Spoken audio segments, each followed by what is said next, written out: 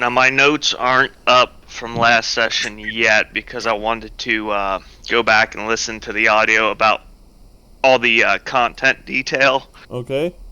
So I'm delayed there. Okay. Brian, what about your notes? Me too. Okay. No, I haven't done mine yet. I'm gonna be doing it today. Sure. No problem.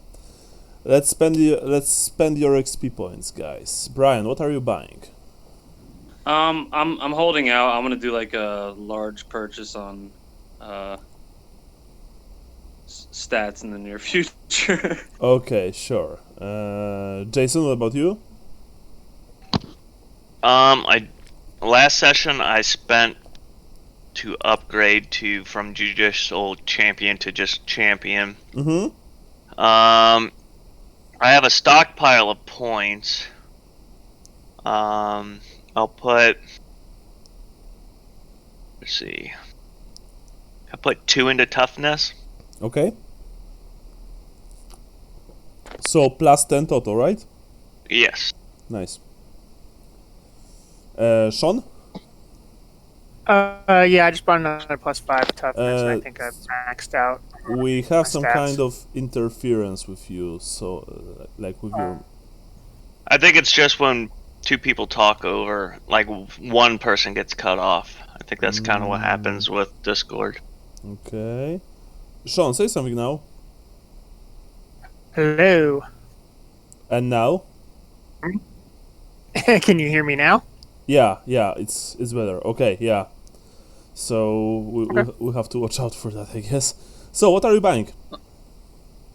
I'm just +5 toughness. That was the last. I think I maxed out on my stats after that. Nice. So after that, it will be new carrier for you, right? Yes, I think so. Okay. I'll actually do a +10 fellowship because that's something I'm really lacking and I haven't had the opportunity before to get fellowship. Right. Sure thing. So +10 fellowship. Very well. Oh, by the way, as you guys probably see, I mean, mainly Jason and Sean, I fixed the fog thingy. Yeah. It wasn't easy, let me tell you, and I had to use the forums, Roll20 forums. It's just, I'm like beyond words at how badly this app is designed when it comes to things like this, because this was the fog of war, by the way, and you can change fog of war in the main settings of the game, like not here but on the screen from which we log in the game, but it doesn't do anything. No, you have to go here, click on the page toolbar, click on the page settings, which is very small here, and then you have to check or uncheck fog of war.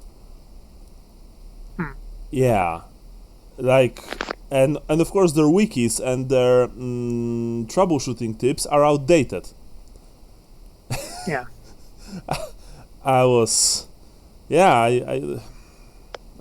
Yeah, whatever, I guess. It's fixed now. enjoy the widescreen, cool, yeah.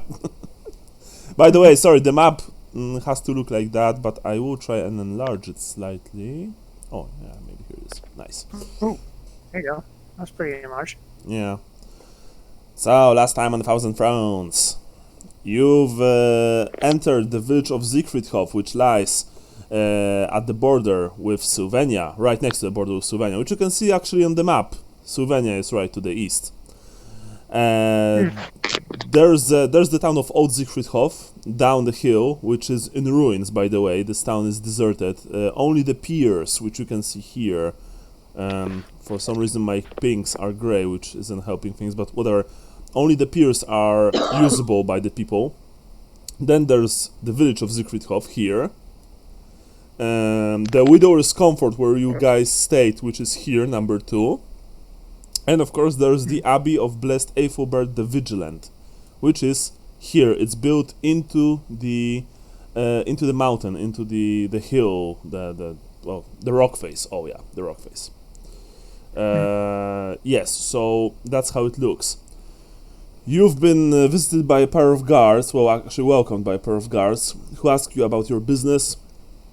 you've told them about your wish to visit the abbey, and of course they first like send you to the Widower's Comfort, where you've spoken with the owner, the owner whose name I forgot. Yeah, I don't remember. Yeah, I'm going to find it very quickly. It should be. It's in a funny place in the book. Oh yeah, here it is. The owner Otto. He welcomed you to the Widower's Comfort. The 3-story structure is actually built also into the rock face. I mean the inn. They had some very good fruit cocktails. Actually, sorry, nectars. Right. Yeah, and he directed you to Xathrodox. Sean, I'm like this isn't too big of a deal, but I'm not sure if in your case it's just the thing with the, one person talking about the other. I don't know if do you have wireless phones, headphones? Sorry. No, it's wired. It's I'm- wired. I'm- Okay. Yeah. Okay. Maybe it's I don't know what's going on today. Okay, maybe it's something with the web. No, oh, for example, now it was good. Okay, cool. What do you hear? I hear that something like "Wah," something like that when Sean speaks. Oh, I don't hear it. Okay, so Yeah, So that it's must on be me. on your end. oh man, I can't talk shit about you anymore, Sean. Sorry. Actually, yeah, because I've disabled all of my background tabs because they mess with the recording sometimes. Yeah. Also, exit the VPN. Okay, maybe it will be better. I heard okay. his Yeah. like it got kind of garbled in the beginning when he was like speaking at the same time as somebody else, but that was the only time I heard it. I haven't heard it in like probably 10 minutes. Okay. Yeah, that's what I thought you were originally talking about. Okay. Yeah, I mean it's serviceable. It's like no big deal. Thanks, guys. Anyway, we've left with you three at the gates to the abbey. Or if I recall correctly, going towards the gates of the abbey. Actually. Correct. Yeah. Yeah. It was still the afternoon, and we were heading up there. But I could be wrong. Yes. Yeah, we were debating on whether we were gonna relax for the day or just go, and I think we ended up just going. Yeah. Mhm. So you approach the Abbey of Saint Aethelbert, of Blessed Aethelbert. It is an imposing structure. It looks more like a fortress, which really is no surprise because quite a few abbeys in the Empire, well, quite a lot of abbeys in the Empire look like that. They have to be defensible, easily defensible. The road towards the building is serpentine, but it's not narrow. On both sides there's shrubbery and, of course, various rocks. And you eventually approach the building itself. And the building itself is, when you're looking at it from your position, it's just immense. It dwarfs you. It is a symbol of Mor, the god of death, and the inevitable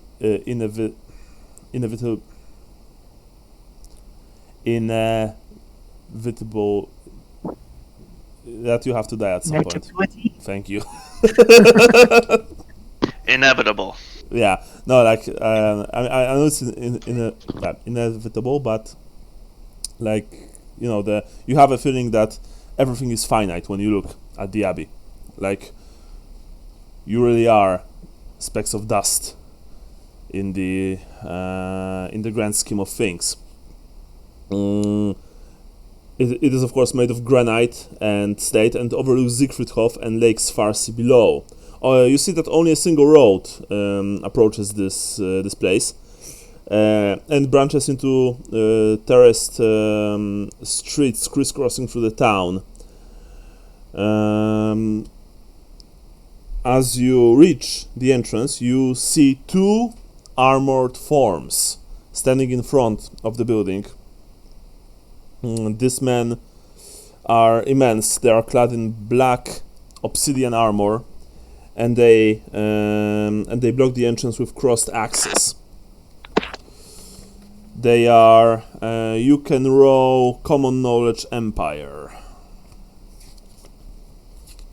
I have 4 wounds. Is that correct? Did we get some back or something? Yeah, you have 4 wounds. You've been healed Okay. slightly, yeah.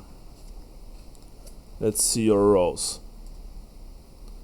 I failed. Alright, so Jason failed. What about Sean and Brian? Let's see. I'm just trying to make sure I'm on the right one. Yeah, sure. Can't read. Oh, I rolled Common Knowledge L's, but I don't think it's the same stat, right? Yeah, if you have Common Knowledge Empire, then you've passed. Alright, Otto. No, Conrad, sorry, you're not Otto, you're Conrad. Yeah. Conrad Oldenheller. Conrad and Yep. Catveo. You've heard about these warriors. They are the Black Guardsmen of Mor, Templars sworn to defend the various temples of the Raven God, and also to eradicate the unquiet dead, supposedly, of course. From what you've heard in the tales of common folk, these men never speak. They are utterly silent. They've taken their vows very they've taken vows of silence. You also see that on their backs are weapons which are really not that common with knightly orders in general, because they have crossbows. Heavy crossbows and quivers full of bolts. Somebody tell Vincent he could level up now.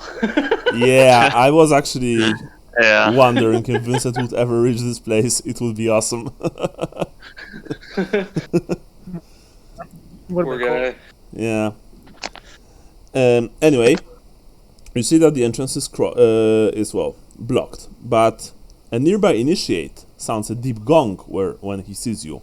Ding. After literally a moment, a priest, middle-aged priest, dressed in long black robes, gather in piles on the floor, approaches, appears and welcomes you. You see that around his neck hangs a medallion wrought to resemble a raven.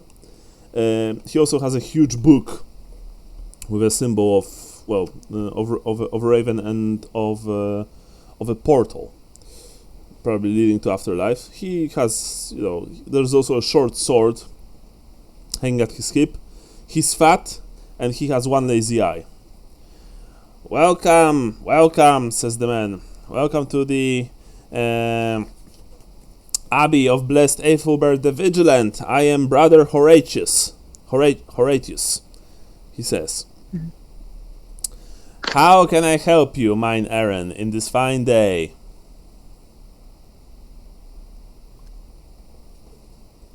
So this is where it would be nice to remember exactly what the hell we were doing here.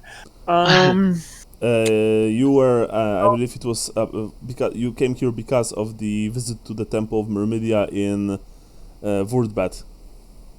Right. So my understanding is that we're sort of looking for we're looking for the triptych artifact, right? Mm-hmm. But not specifically here. We're although I don't have it in my scrawls here on my sheet. I know we were looking that Lanfranchi was the one who supposedly painted it, right? Yes. And his tomb is here somewhere. Supposedly, yes. Yeah. So that's essentially why we were coming to visit is to and then I don't remember if we had any plan for if we were gonna say anything to the priest more about it or not. Okay. Well, probably something to talk about before we went up there, but Yeah. I think Sean has the most of it, honestly. But if you Jason remember anything else, then by all means, speak. No, I think that's covers about the extent of what I remember. Okay. But yeah, if we wanted to discuss any strategy before approaching, I imagine we could have done that on the way or in the inn in some Yeah. privacy. Yeah. So if you want to discuss now, you can you can talk about it now, and we'll just say that you've talked about it before approaching the gate. By the way, Catveo, you see that Francisco has even more like skin changes on his face. He now has this nasty case of acne, of big fat zits on all over his face. Out of character, I'm trying to figure out what the heck when that could have happened. Yeah, it just appeared one night. Well, actually, one morning. So that's it. Unfortunately. So if you guys want to talk before, just do so now, and if not, then we'll just continue. So Yeah. So, go ahead. my understanding is that we were coming to the Abbey to try to find the tomb of this guy because we need we feel like the missing bits of the triptych are clues to where we're supposed to go next. And so then it's just a question of, do we want to admit to these guys that we're tracking what we think are are vampires? And was it Helfort Castle? I believe. Where did you learn about the Helford Castle, by the way? Because I don't recall that. It's on the other side of the river. I think you described, right? Isn't like. So my notes here is I have something about the skulls and Ludwig Buchholz, that they are heretics, and they have missing part. It is rumored they have the missing part of the triptych artifact. Yeah.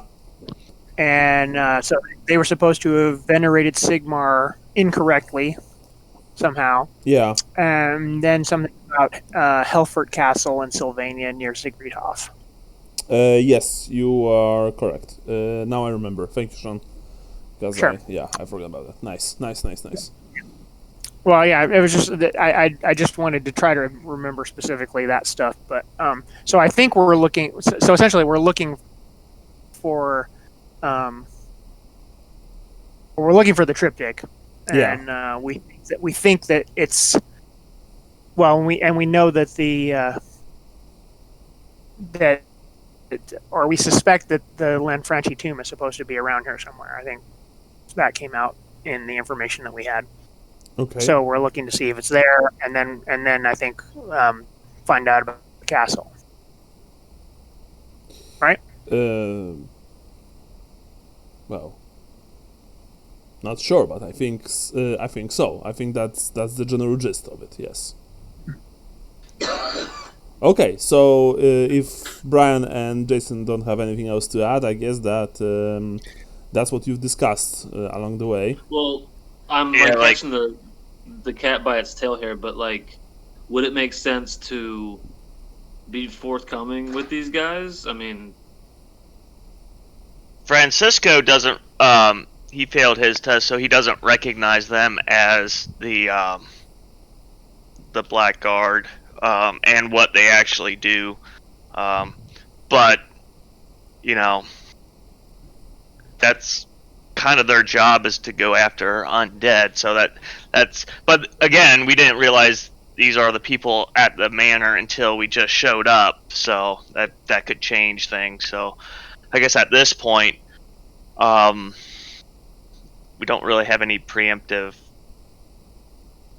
I guess what if we went up to them and talked to them openly about the undead threat, regardless, at this point?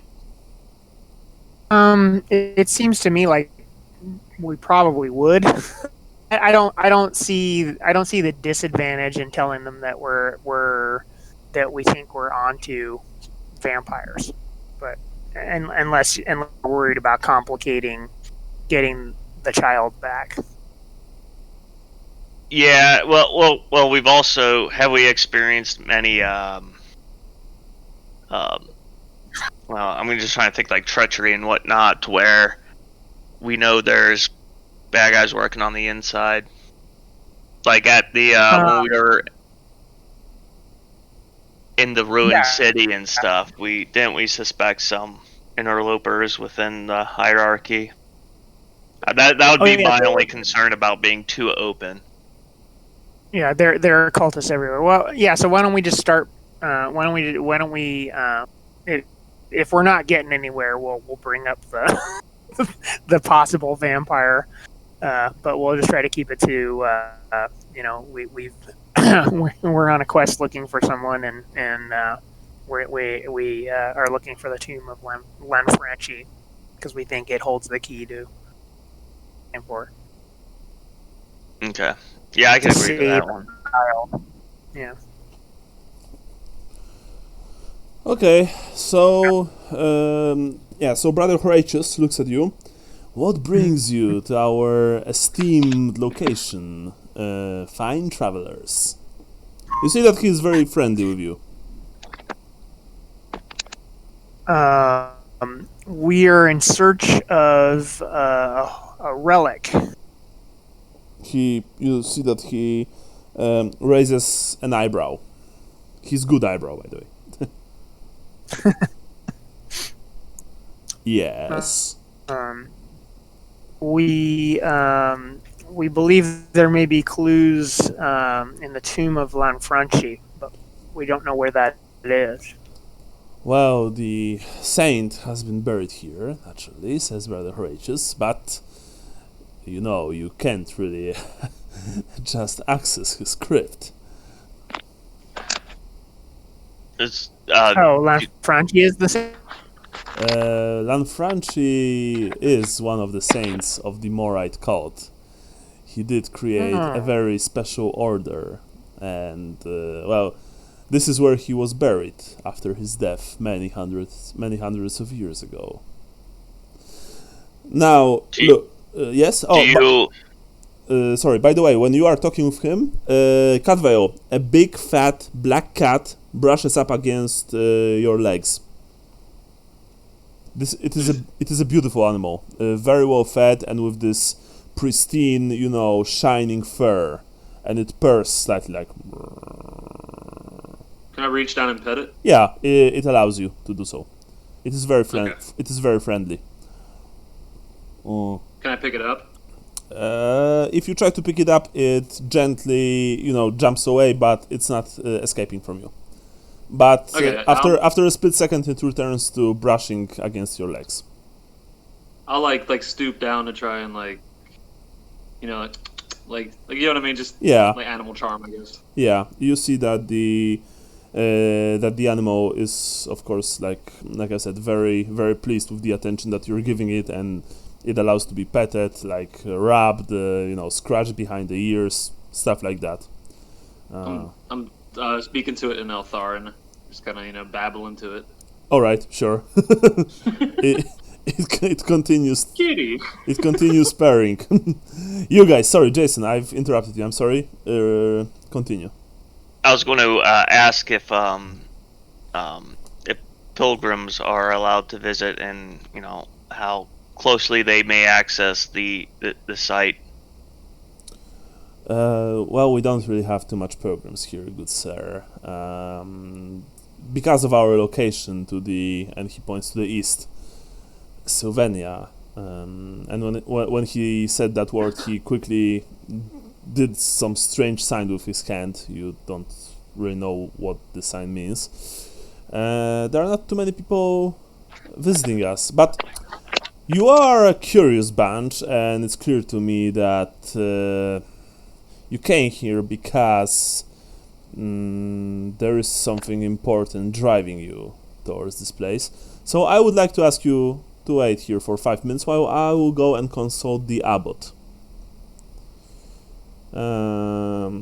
Now, just one more question. Did by any chance you had strange dreams lately? Yes. Yes. I stand up and look at him when he says that.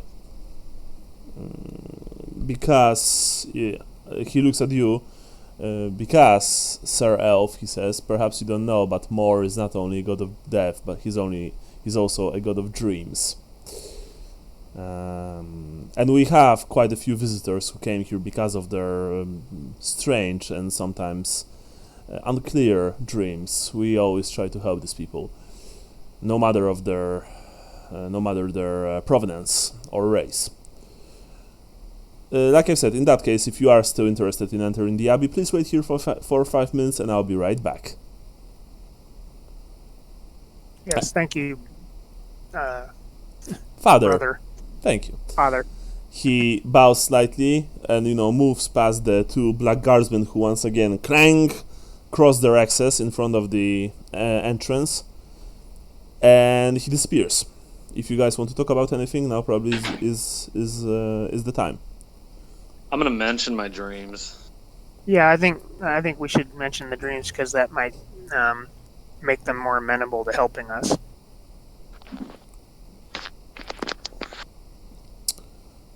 Francisco? Yeah, I agree. All right. So, other than that, you guys don't want to talk about anything. Okay. Just wondering. You literally wait 5 minutes, and he returns. You are hereby invited into the Abbey of Blessed Aethelbert the Vigilant. Please follow me. And the black guardsmen, they are literally like statues. Just each took a single step, one to the left, one to the right.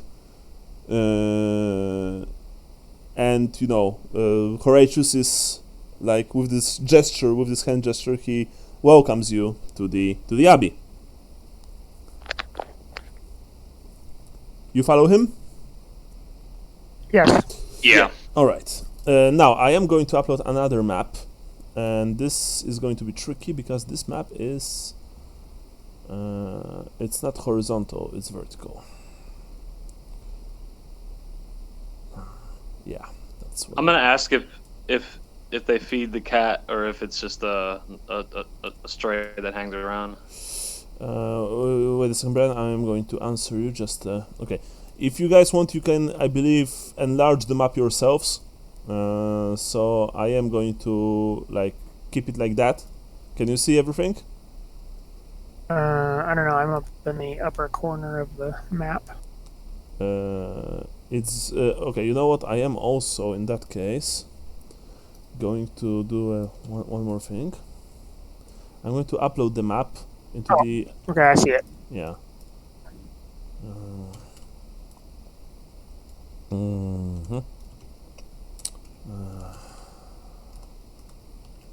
Oops.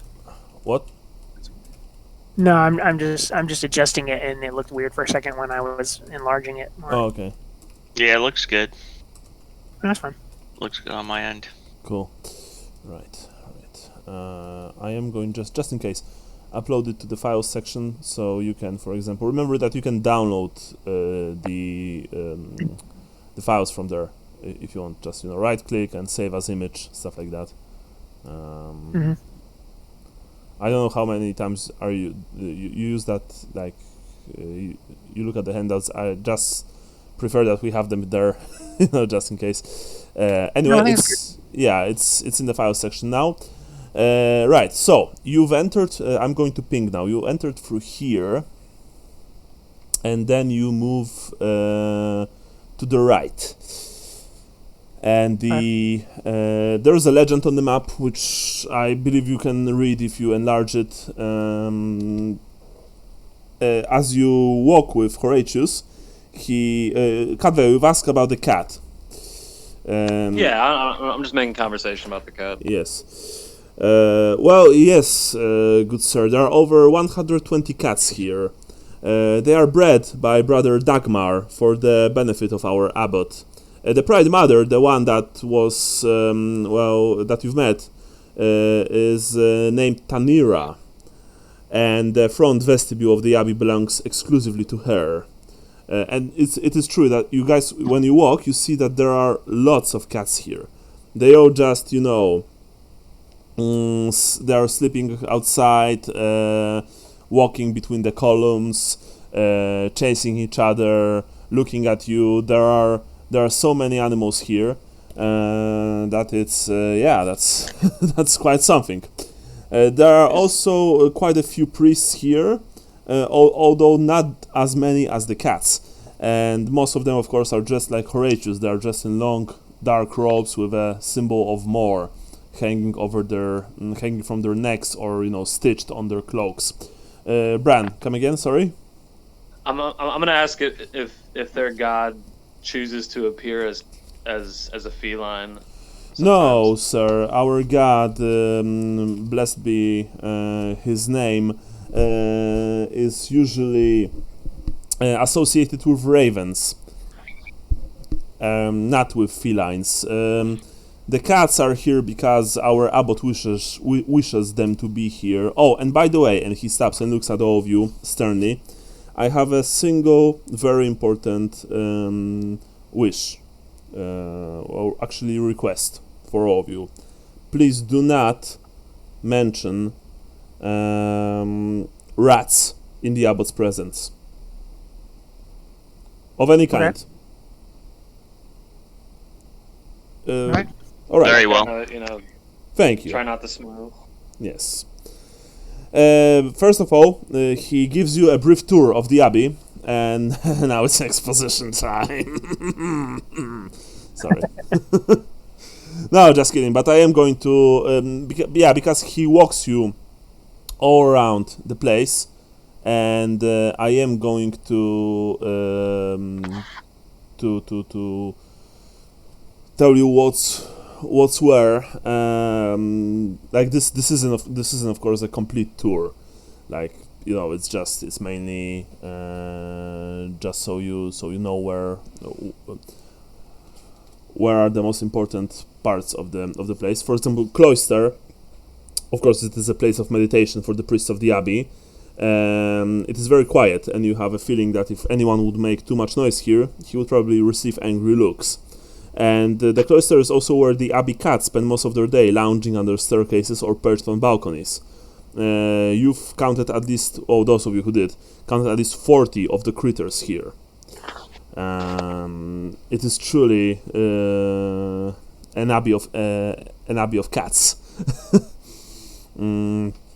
Now to your right, says Horatius as he walks you through the abbey, we have our barracks and our armory. Here our 14 black guardsmen sleep on the ground floor, and 21 Raven Knights occupy the upper level, but they are currently on an assignment. Off-duty black guardsmen sleep here, and when they not, they meditate in the temple or conduct weapon drills behind the abbey. He points to the left. We are a pretty well defended place, good sirs. Since the temples of Mor do not typically have gates, in the event of a siege, a great stone slab is dropped across the open portal as a barricade. However, he laughs quietly, the cumbersome slab is very difficult to reset in the event of a false alarm, and it requires a combined strength of at least 20 men and a crane, he says. Good thing that for a very long time we haven't been besieged. You are currently at around like this place here. By the way, the X's here and here are where the black guardsmen stand. You have a feeling that these are their posts. Their the places that they have to guard. Yes. Let me quickly see one thing, just so I won't be surprised. You've moved past the infirmary cells. Once again, Horatius told you that they have that they have very good physicians, and he noted that you are all hurt, and offered you some like medical attention after your visit with the abbot, if you of course wish so. I thank him for that. Oh, it's no matter. People always think that we Morians are obsessed with death and suffering, but it is not true. For us, death is simply inevitable, but we do cherish life and treasure it. Only those who don't care about such things, those who do not care about such things are most often our enemies. And he spoke those words, grimly and in a rather hard tone. Anyway, you eventually reach the stairs and move up. The stairs are between here and here. The library and scriptorium and the visitors' lodgings. Which, by the way, Horatius told you that if you'll be staying with us for some time, this is where you'll be. Where you'll be living. By the way, there are enough beds here, and they're quite comfortable, so you don't have to worry about anything. He says. We already paid. What? No, I'm just saying. Too bad we already paid for. Didn't we pay for rooms in the the other place? I guess you did. He also told you that the library and scriptorium spans both floors of the abbey, and that they have a very, very large selection of books about various topics, such as history, theology, and philosophy. The second floor contains, according to him, scientific works on anatomy and embalming. And there are also, of course, books about dreams. Yes. He also said that those of you who are, academically inclined, you'll be able to use the library if you wish so. Naturally. You reach the top, the second floor. You emerge here, and once again, here's the scriptorium, and here is the place that you are, destined for. Abbot's quarters. Yeah. Yes. A black guard stands watch outside. The Horatius approached the door, knocked a few times. Come in! And you enter the place. This room contains a bed, wardrobe, prayer mat, locked desk, 2 chairs, and a cushioned bench. It is very simple and very, quite bare for an abbot's room. Honestly, you expected something more, probably. There's also, there are a couple of torch sconces. The abbot, one called, according to Horatius, Darius Geistwacht. I am going to write his name for... By the way, who makes notes today? I think, Brian, don't you have one more day? Because I did... I've been taking notes. Okay, cool, thank you. I've included their names in the on row 20. You can read them if you wish to, if you wish so. You enter the room. The abbot is he wears long hooded black robes that conceal his hands and feet.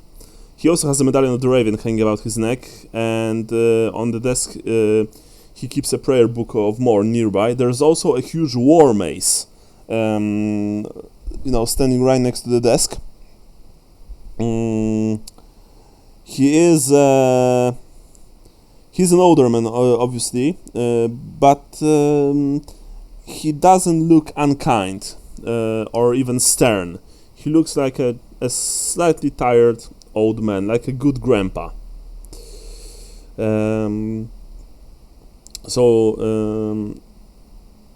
anyway, when you enter the room, of course, he stands. Welcome to the Abbey of Blessed Aethelbert the Vigilant, good sir, says. I am Darius Geistwacht, Grand Abbot of this place, and he welcomes each of you. Horatius stands, he positioned himself in a corner of the room, while the black guardsman closed the door behind you. Please sit! And he points to, you see, 3 simple chairs standing in front of his desk. Please sit. Yep. I guess we sit. He also sits after you sit. He scrutinizes you very closely from behind the desk. You can see that. You see that the man looks at each of you and then says, "These are troubled times for the Order of More and for the Empire. The undead are restless, not just in Sylvania, but also in the Rakeland, Midland, and Ostland. They recruit servants from the living on an unprecedented scale, foolish pawns who believe their foul masters will reward them in death," he says and pauses.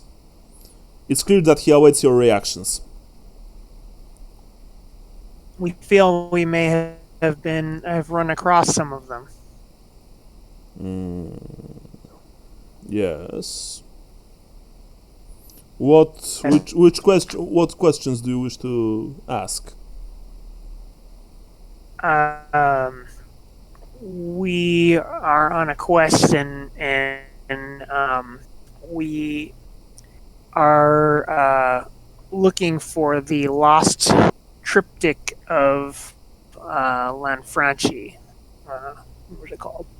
Yeah. You see that when you've mentioned that, he just remains silent.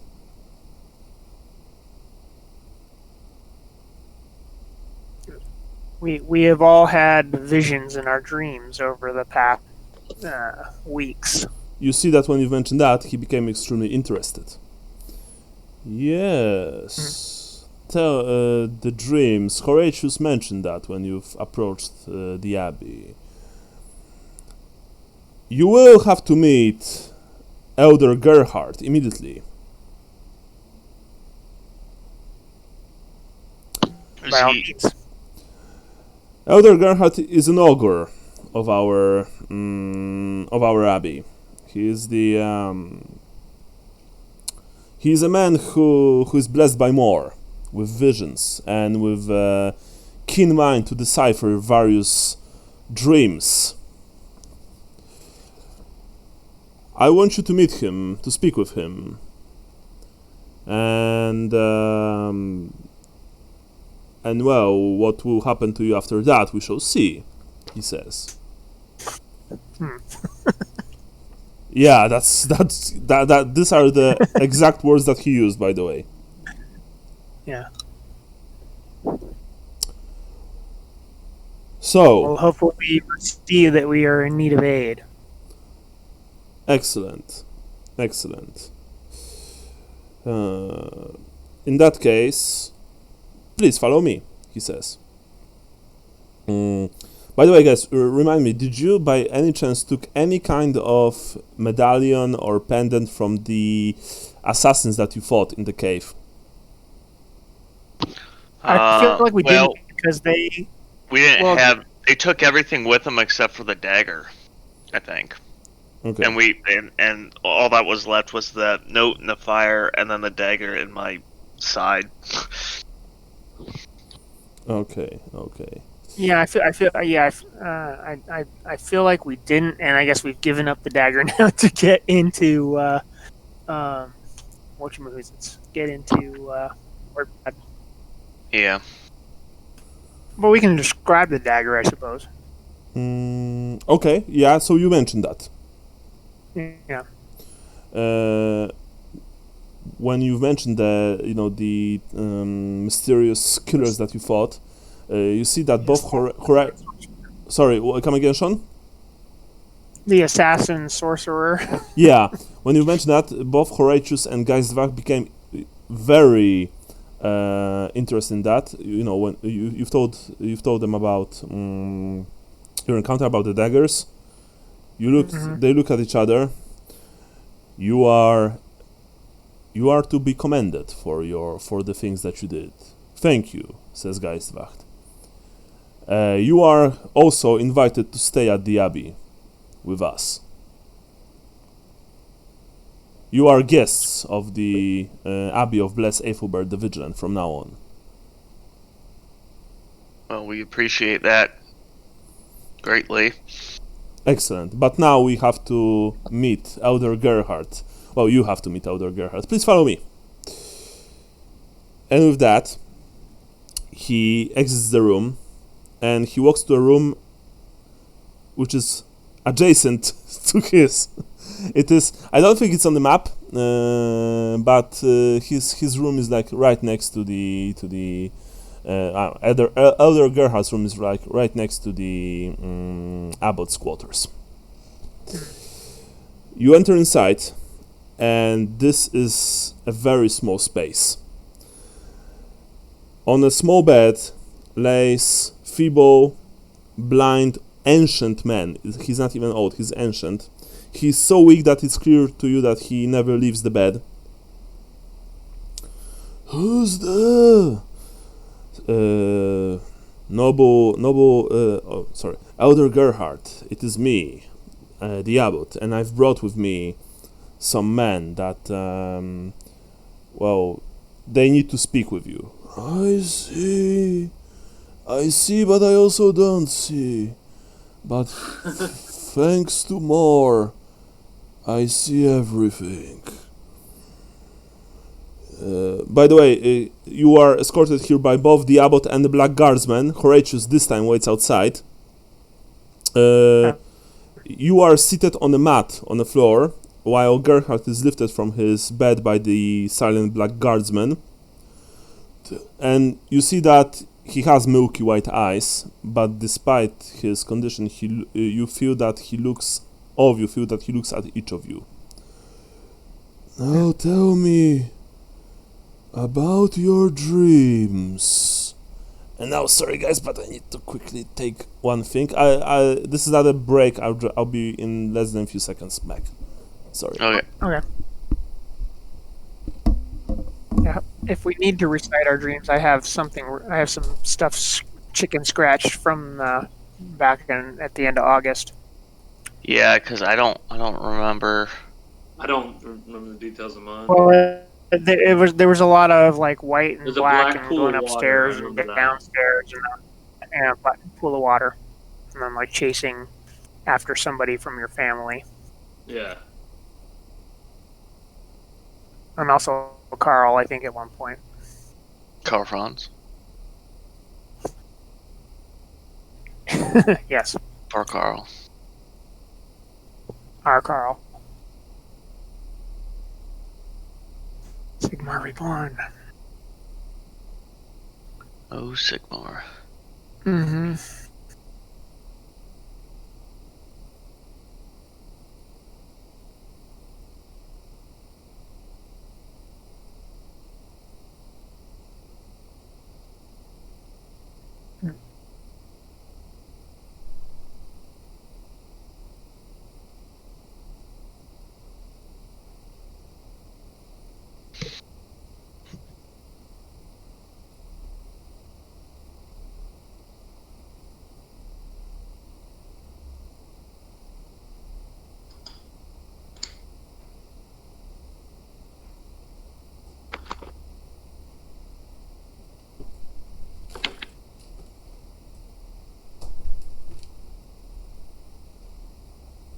Let's see. Did he post the last session?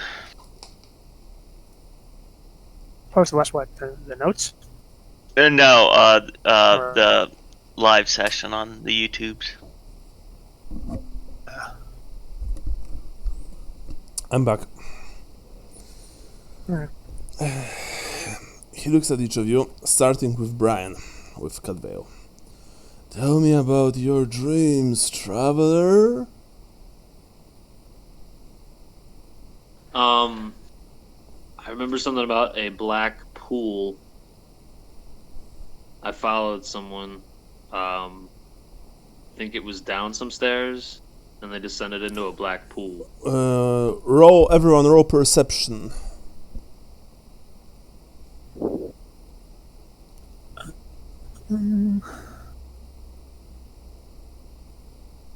Whoa. Maybe it was the orange pool. Alright. You want to reroll that, Brian? Yeah. Alright. That's better than a botch. Conrad and Francisco, you saw that when Cadveo mentioned the staircases, Gerhard twitched slightly.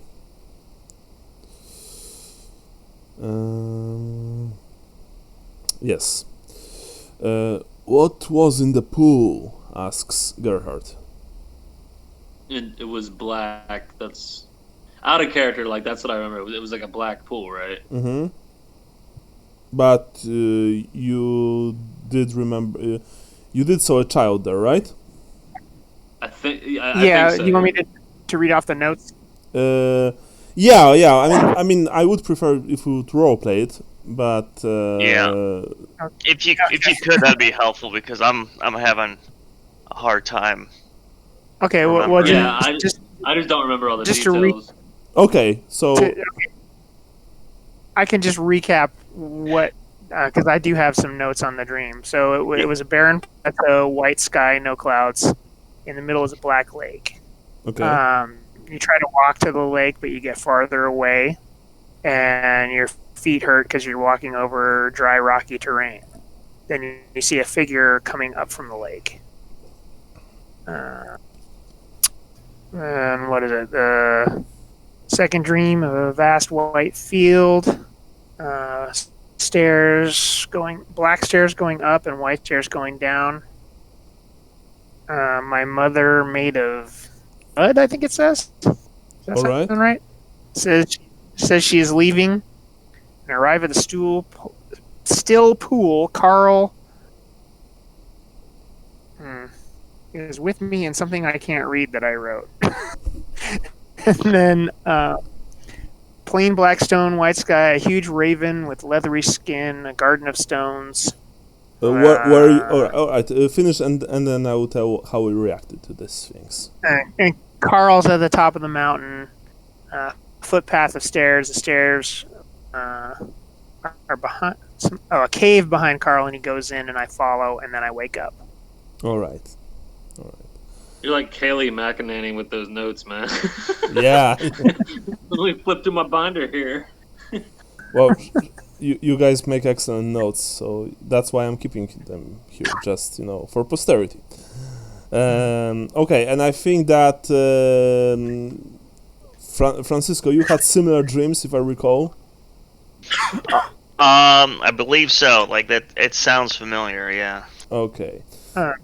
My recollection, just out of character, is that we all had similar dreams. It's just that when it was the person, and they all revolved around Carl, and then some personal person from our past. So in my case, it was my mother. I don't know if it was anybody else's mother. Okay. It was your mother too on my dream. I deserve that. Your mom. Yeah. Okay. So a couple of things happen when all of you guys recalled your dreams. When first of you, described the mother, Gerhard said nothing. But when second of you told his recollection, he said that, "Oh, I see a pattern now. It is a sorcery."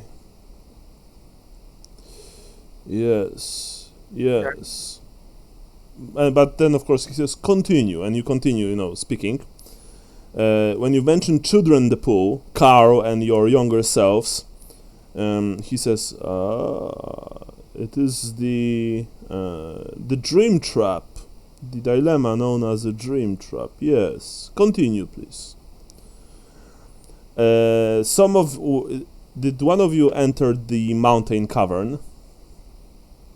I believe we all did. All right. Once again, Elder Gerhard spoke of a dream trap, and he, tilted his head towards Geistwacht.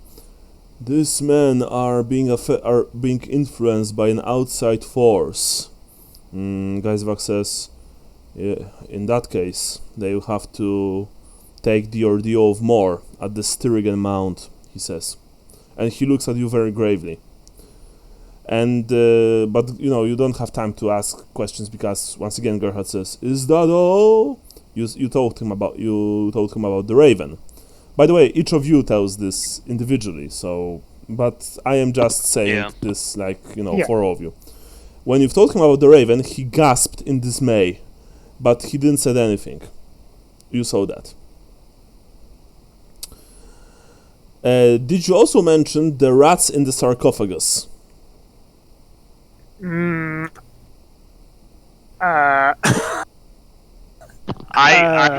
character probably would have, if he hadn't gone first, he would have said everything. My character would have, because I don't have any notes about the rats in the sarcophagus, so maybe my character doesn't remember. All right, Jason, your character remembers that, by the way. I'm trying to. It sounds familiar, but yeah, I'm having trouble remembering. When we went over the dream to begin with, so. Did that happen? I think I actually don't remember rats in a sarcophagus. It does not ring a bell to me. It kind of does to me, but I don't know if I'm thinking of different situations way back in. Okay. So in that case, you didn't mention that. Perhaps you don't remember that, which is totally normal. Perhaps it didn't even happen, which is on me in that case. I'm not sure. Anyway, after you finish the the meeting, Eldergar had slumps on his cot, visibly exhausted, and the abbot, ushers you outside. When you exit the room, you see that the single black guardsman that you've, that came with the abbot, he positioned himself in a way that it's not exactly threatening, but you know that he's covering you, so to speak, or rather covering your potential escape route. Please enter my chambers once again, says Abbot, and he invites you to his private chambers. You enter? Yes, by all means. Right. The guardsman entered with you, and Horatius entered with you as well. The abbot sits behind his desk. He invites you, of course, to sit on the chairs. Is this jarring? Like the guards changing demeanor with us? Well, yeah. You just noticed that a guard, which was just keeping you company, now is probably treating you as a potential threat. I'm looking at him strangely then, kind of confused. The guard not like I'm going to do anything. Yeah, well, I mean, remember, the black guardsmen here, they have their visors lowered. They look like statues. You don't even see their eyes behind their visors. It's like they're animated suits of armor, which is very, by the way, disconcerting for you. They're not exactly I can just see my eyes, though. I'm confused at what he's doing. Yeah, they're not exactly your typical Empire Knights. They're like automata. Yeah, and Francisco kind of knows where he's so, at a disadvantage that he's just obeying at this point. He, you sit down behind the desk, and he looks at you gravely and says, "See, my position of Grand Abbot at Blessed Aethelbert is difficult. But I think I've done well meditating the ongoing doctrinal squabbles. I also make sure that this place is safe, and it is to be kept safe. We are the first line of defense in case the Sylvanians would wish to enter Stirland from the east. I must make sure that this place remains well guarded, and so I require all of you to take part in 2 ordeals. Okay. First will be the dreaming ceremony that you will attend immediately.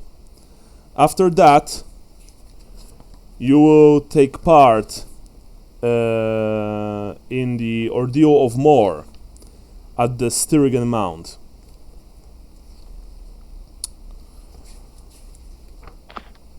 Okay. I do have some information for all of you, but You will have to meet 3 conditions for me to discuss these things with you. First, succeed at your ordeals. Second, avoid embarrassing me in front of my people. And third, remain on good terms with the priests of the Abbey for the duration of your stay. If you fail at any of these conditions, after your visit here, you will be free to go. If you refuse taking part in any of the ordeals, you will be handed over to Lord Voss, the Grand Master of the Knights of the Raven, and he will decide your fate, whichever it might be. What? In other words, we have to do this or else.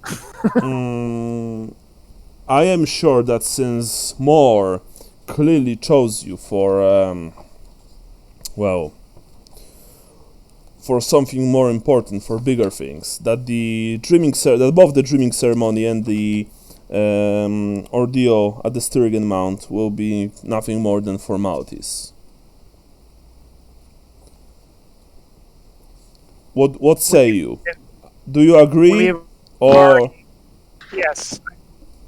I want to hear that from all of you, not just from one of you. Well, I am certainly more concerned than I was before entering, but apparently you see in us something that we do not, and so we shall comply. Or I shall comply. What about you, Mr. Elf? I'm looking at the guard for a couple of seconds, and then I calmly look back at the guy. I agree. Very well.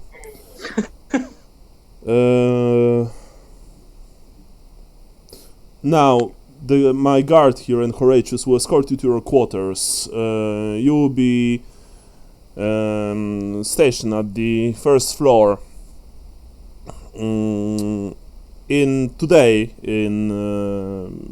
some time, I will ask you to take part in the dreaming ceremony in our temple, which is located outside.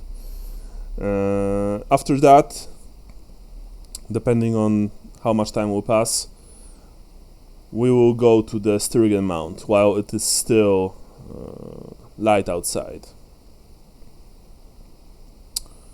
Okay.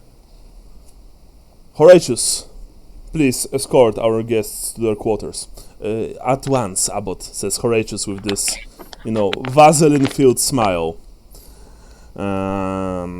Please follow me, gentlemen. Oh. You follow the man outside. The single guardsman also, follows you. Oh, so, quite an exciting day, eh? says Horatius. Each day more than the next. Apparently, it sounds like the excitement has yet to begin. I wouldn't have to worry about anything. I'm pretty sure that you'll be just fine. Can you tell us anything about what we're going to be going up against? Sadly, no, good sir. This is a ritual, and it is a very important one, very personal for each of you. I can't tell you anything because it might affect the outcome. But if you know anything about the Order of More, you know that we are not some heathen barbarians. You don't have to worry about your lives. Well, until you reach the Styrian Mount, anyway. But with More, it is not our lives that concern me, it's our afterlives. Well, in that case, you're in luck, because we Morrites make sure that you reach the gates of the Raven God. Even if you fall here, your afterlife will be, will be certain, so to speak. So you don't have to worry about that, eh? Cool. Yeah, well, he essentially just said that, no matter what will happen, I mean, even if you die, you at least, have a good afterlife. Yeah, well, that's, in this time period, that's probably more comforting than threatening. Yeah. You went downstairs and you've entered this place. This here, pink, F. Now, very quickly. The lodgings consist of a single large room with 7 beds designated for visitors to the abbey. The room is furnished with dressing screens, wash basins, and prayer books. You've noticed that along the way, one of the black guardsmen, another black guardsman approached your small party and switched places with the one who escorted you from the abbot's quarters. And when you've entered the room, you see that this black guardsman is posted outside your, dormitory. Horatius, spoke farewell to you and closed the door behind you. You are in your room right now. We know nothing about these rituals. That'd be like my people asking you to participate in the blessing of the wild heath.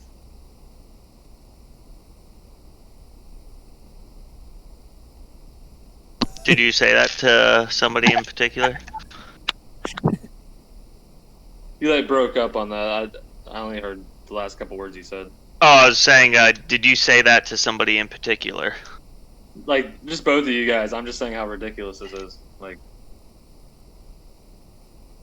Well, we certainly haven't done anything like this. I look at Conrad, I know very little of the rites of Moor.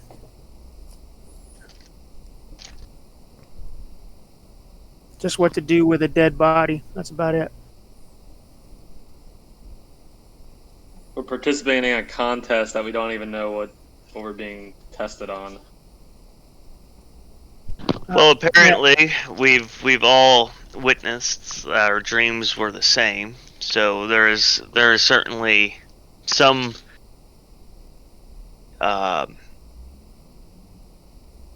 outside entity influencing at least our sleep. So perhaps this is for the best.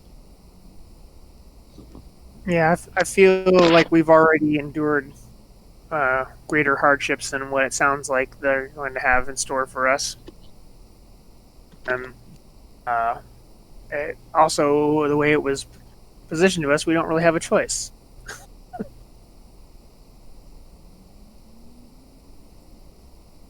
Cadveo? Cadveo is quiet. I was just making a observation on our situation here. Are we?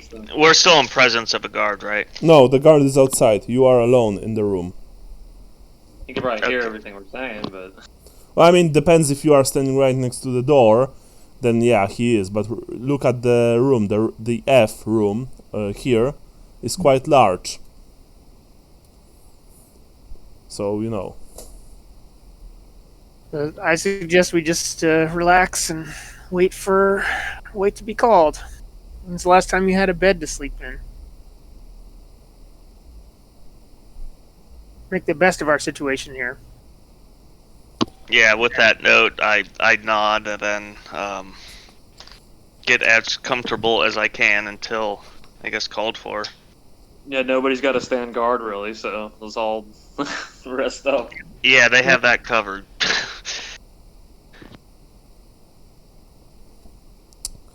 Alright, so you just wait for the inevitable to happen, right? Yep. Yeah, it's kind of like the guilty man sleeps the most. What's the word? But yeah, sleeps well. Yeah. You clean yourselves before the ceremony. You are kind of dirty after long trek over land. If the facilities are there to wash up and clean up, I'd do that before I lay down. Yeah. They even have a few bars of gray soap there, so you can make most of it. Yeah. There are also decanters of water for you to drink. Sadly, no alcohol. You are getting also kind of hungry, but you guess that this will probably have to wait. You clean yourselves as best as you can. You lay on the rather comfortable beds. Well, these are guest quarters, so you know. They are probably maybe even more comfortable than the priest's beds. Who knows? And you wait for the coming of the of your of your what's the not visitors, not guests, but what's the word? Charges. Charges. Thank you. Yeah. I mean, what's the word for someone who invites you to his home and lets you stay there? Host. Host. Yeah, that's it for your host. Thank you. And we still have all of our equipment? Yeah, you have it. They didn't took it for you. I have rations if we're hungry. I don't know about the rations, because remember that you've, I think, eaten all of your rations. Yeah, we calculated it took us like a week to get here, and but I'm assuming there might be food provided. Not here, room. like I've said, not here. Okay. So sorry, Cadveo, you don't have your rations anymore. Okay. Yeah, but because Brian, with the guys who are buying, stuff for the journey, and they even bought food for your horse, which, by the way, of course, is still at the inn in the city. Just so you know, yeah, it's been parked there. Yeah. An hour after visiting Elder Gerhard, the door open and Horatius and two black guardsmen come inside.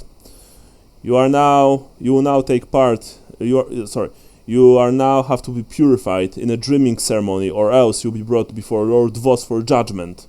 Are you ready? Ready as I'll ever be. Excellent. Yeah. And I don't.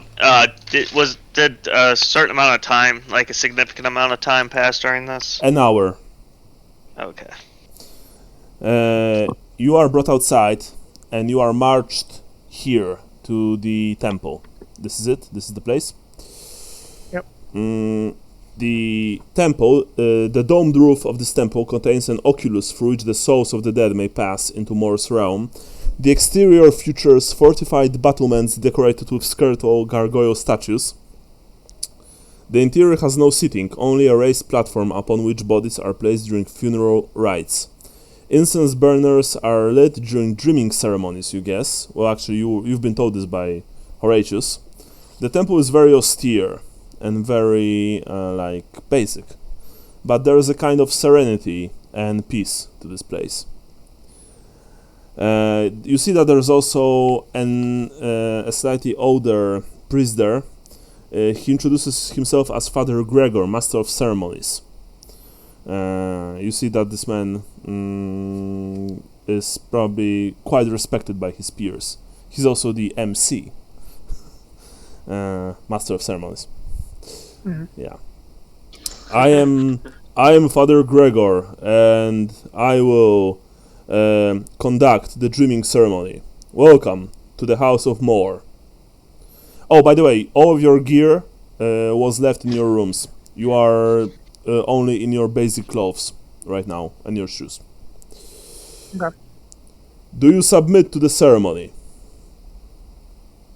Yes. Francisco says absolutely, and kind of adjusts his posture. All right. Please stand before the central dais. Okay. By the way, Cadveo, I presume that you also do that. Yeah, All I right. do. An incense burner is placed before you, and pale blue smoke fills the air. In a low tone, Father Gregor instructs you to ingest a bitter morsel of chewy matter that he gave you. It looks like a piece of dry tobacco, chewing tobacco, and it's even similar in consistency, but you don't think that it is chewing tobacco. And by the way, he told you to swallow it. Francisco, without hesitation, just does it. All right. You feel lightheaded, and the floor falls away beneath your feet. A dark portal opens in your mind's eye. All around you, space expands and contracts. The portal envelopes you in blackness. each of you make me a willpower test. A single willpower test. This is where things go downhill for me. Alright, Cadveo passed. Okay. 69! I'm gonna use a luck point on that. Okay.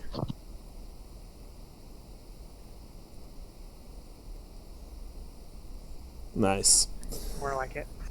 Okay, very nice. Each of you gain a single insanity point. Awesome. Awesome. That might be a problem for... Well, I'm at 6. Do I go over 6, or You is are it at yes. 6? You have 6 right now. Yep. So you have strong-minded. No. You have 7 insanity points and test me willpower right now.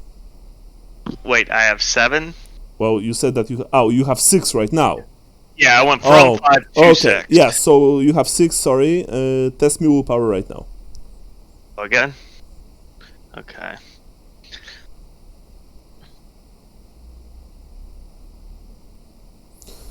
Okay, it's insanity for you. I will either tell you this today or for next session. So what happened? You see this portal enveloping you in blackness. You feel as if parts of you are taken away from you forever.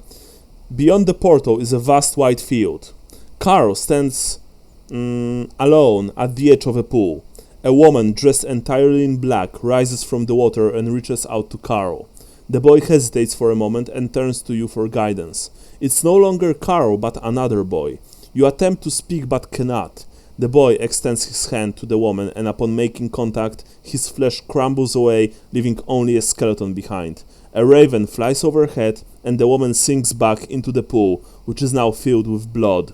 You awaken trembling in a cold sweat.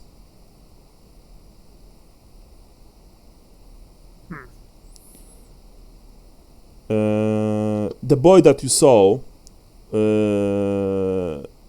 in the pool, Cadveo, you recognize him.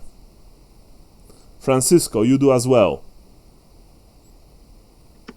And Conrad, I don't think that you've met Ahmed.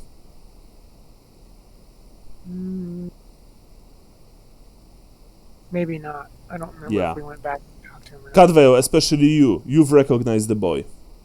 It wasn't Carl, it was Ahmed. That's interesting. The boy that turned to bones? Yes. Yeah. Just so you know. It's unsettling. Yes. The Black Guardsmen help you get up. You see that Horatius is looking at you very closely. Take them to their quarters. Soon they will leave for the Sturgen Mount. And you just you have to be taken there. You are very feeble and very weak. That said, after a few minutes, you are back in your room. Sweaty, kinda tired, and trembling slightly. Once again, you know that there's a Black Guardsman waiting outside, guarding you. Or rather, watching you, probably. So, you want to discuss anything? I'm gonna ask who, if they saw Ahmed. I don't know who Ahmed is. I saw Yeah. Carl and then he turned into another boy. Yeah, I want to say yes, but then I'm going to ask Conrad to describe the boy he saw to see if he actually saw Ahmed as well. Like, I'm not going to describe Ahmed, but I want to ask you to describe the boy as much as possible. Okay. Oh, I'm assuming the description I give is Yes, what Ahmed it looks fits. like. Yeah. You all saw him. You all saw that Carl turned into Ahmed. What does this mean? I don't know. What happened to the boy? Did we leave him? Yes, You still you. what the crusade? Yeah, you led him at the crusade. Yeah. And Yeah. and we know well. Go ahead. I thought Cadvale said something about finding, said something to him about finding the killer of his father or not, but maybe I'm wrong. Maybe I don't think never we touched base again. No, you didn't spoke with Okay. him again. Cadvale wanted to bring him to your party, but I told him that as a game master that Ahmed would not agree because, well, you're not Strigan, you're not his people, and he would not join you. He might be friendly with you, but it's, about, well, culture, stuff like that. Yeah. Yes. We're weird. Okay. Yeah. And you guys saw the raven and the pool turn to blood, right? Yes. The raven didn't turn to blood. No, the raven didn't. No, a raven. When a raven flies overhead and the woman sinks back into the pool, which is now filled with blood. Right. Yeah.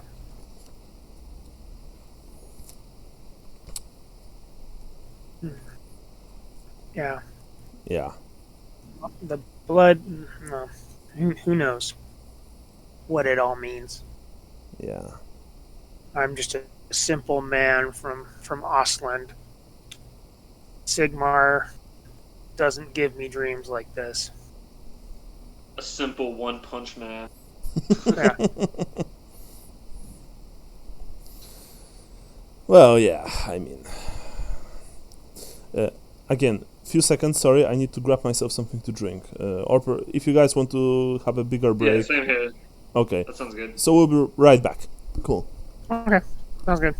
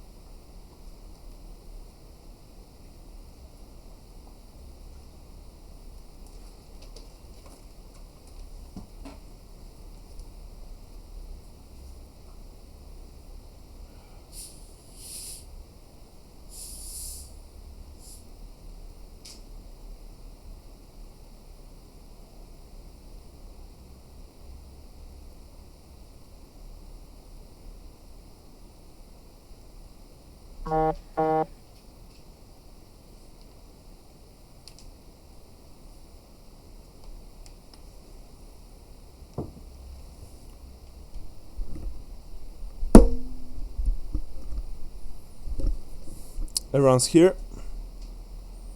No clue. I'm here. I'm here. Bran? Bran's not here. Okay. Nice. Cool. I'm glad we are playing today, guys. Yeah, it's cool. Yeah. Yeah, I'm back. Okay, awesome. Yeah, I just like this campaign so much. It's very enjoyable. With all of you, naturally. So, you know. Okay, so you're all here. Nice. You are in the in your room. You see that Francisco has probably taken the whole ordeal the worst of all of you. He mutters something to himself. He's nervous, agitated. Yeah. You want to discuss anything before we start with next part or not? I feel like we discussed all the stuff about the boy and that we saw the same thing again. Oh yeah, you did. Sorry, I totally forgot. Yeah, I'm still. I think I'm not yet out of the of my vacation spot. So yeah. Party zone. Party zone. Yeah, party zone. Okay, thank you so for reminding me.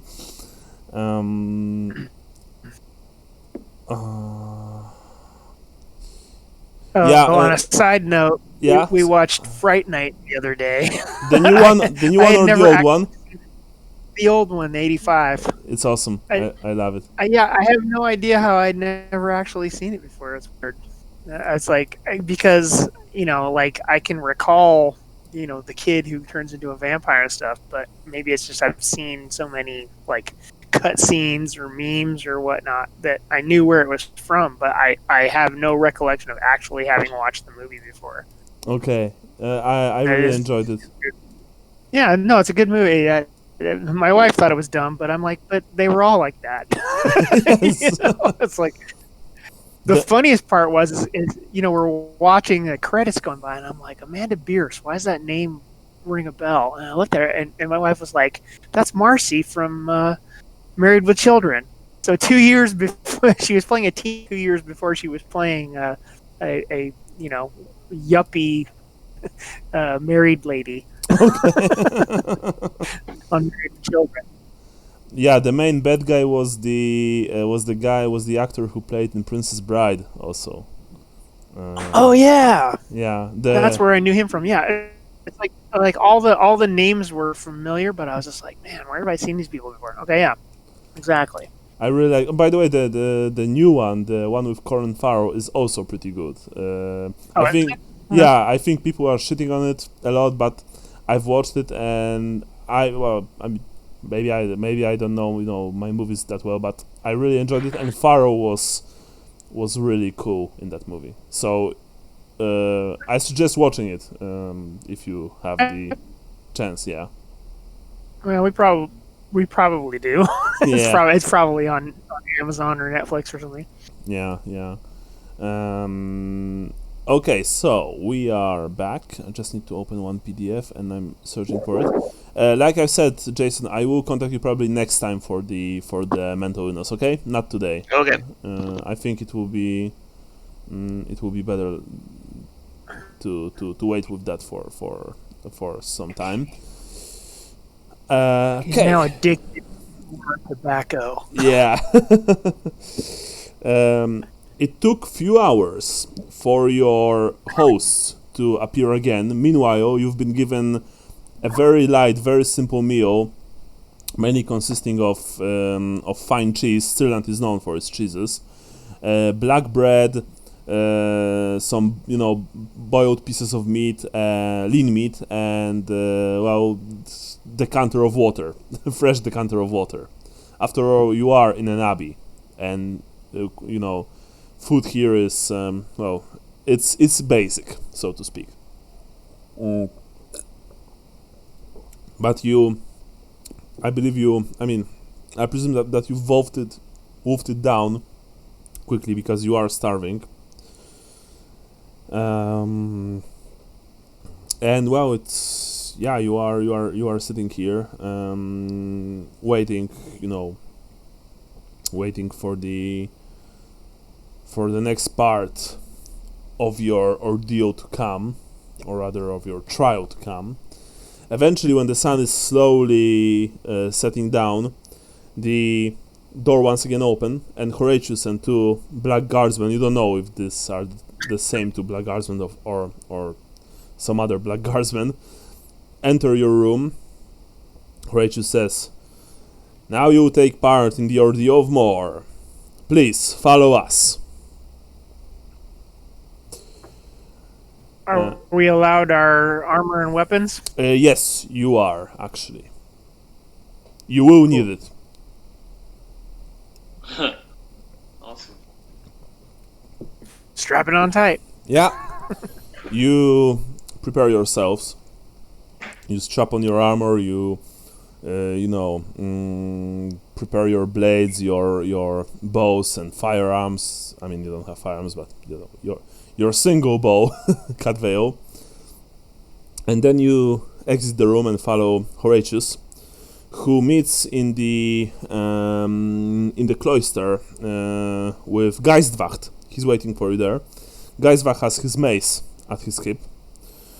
"We'll now travel to the Sturgen Mount. It lies in the cursed Sylvania. You will follow us," he says, and you see that the two guardsmen, stand on each side of the abbot, defending him with their sheer presence alone. You exit the abbey, and Geiswach and Horatius, they walk, but the two guardsmen, they ride on black, powerful destriers. You also see that their axes are sheathed, and instead they have their crossbows primed and ready. They're not, of course, they're not aimed at you, but you're not stupid. You know that this is probably a kind of precaution for them. If you look at the map, you travel here, then over the bridge, and you're in Sylvania, one of the worst places in the old world, if it is to be believed.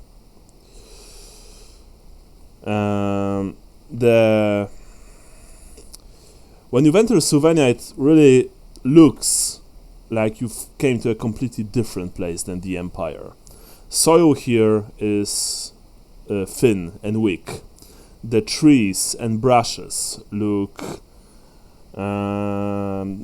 they look sickly. They look, just the right word coming to your minds is malnourished.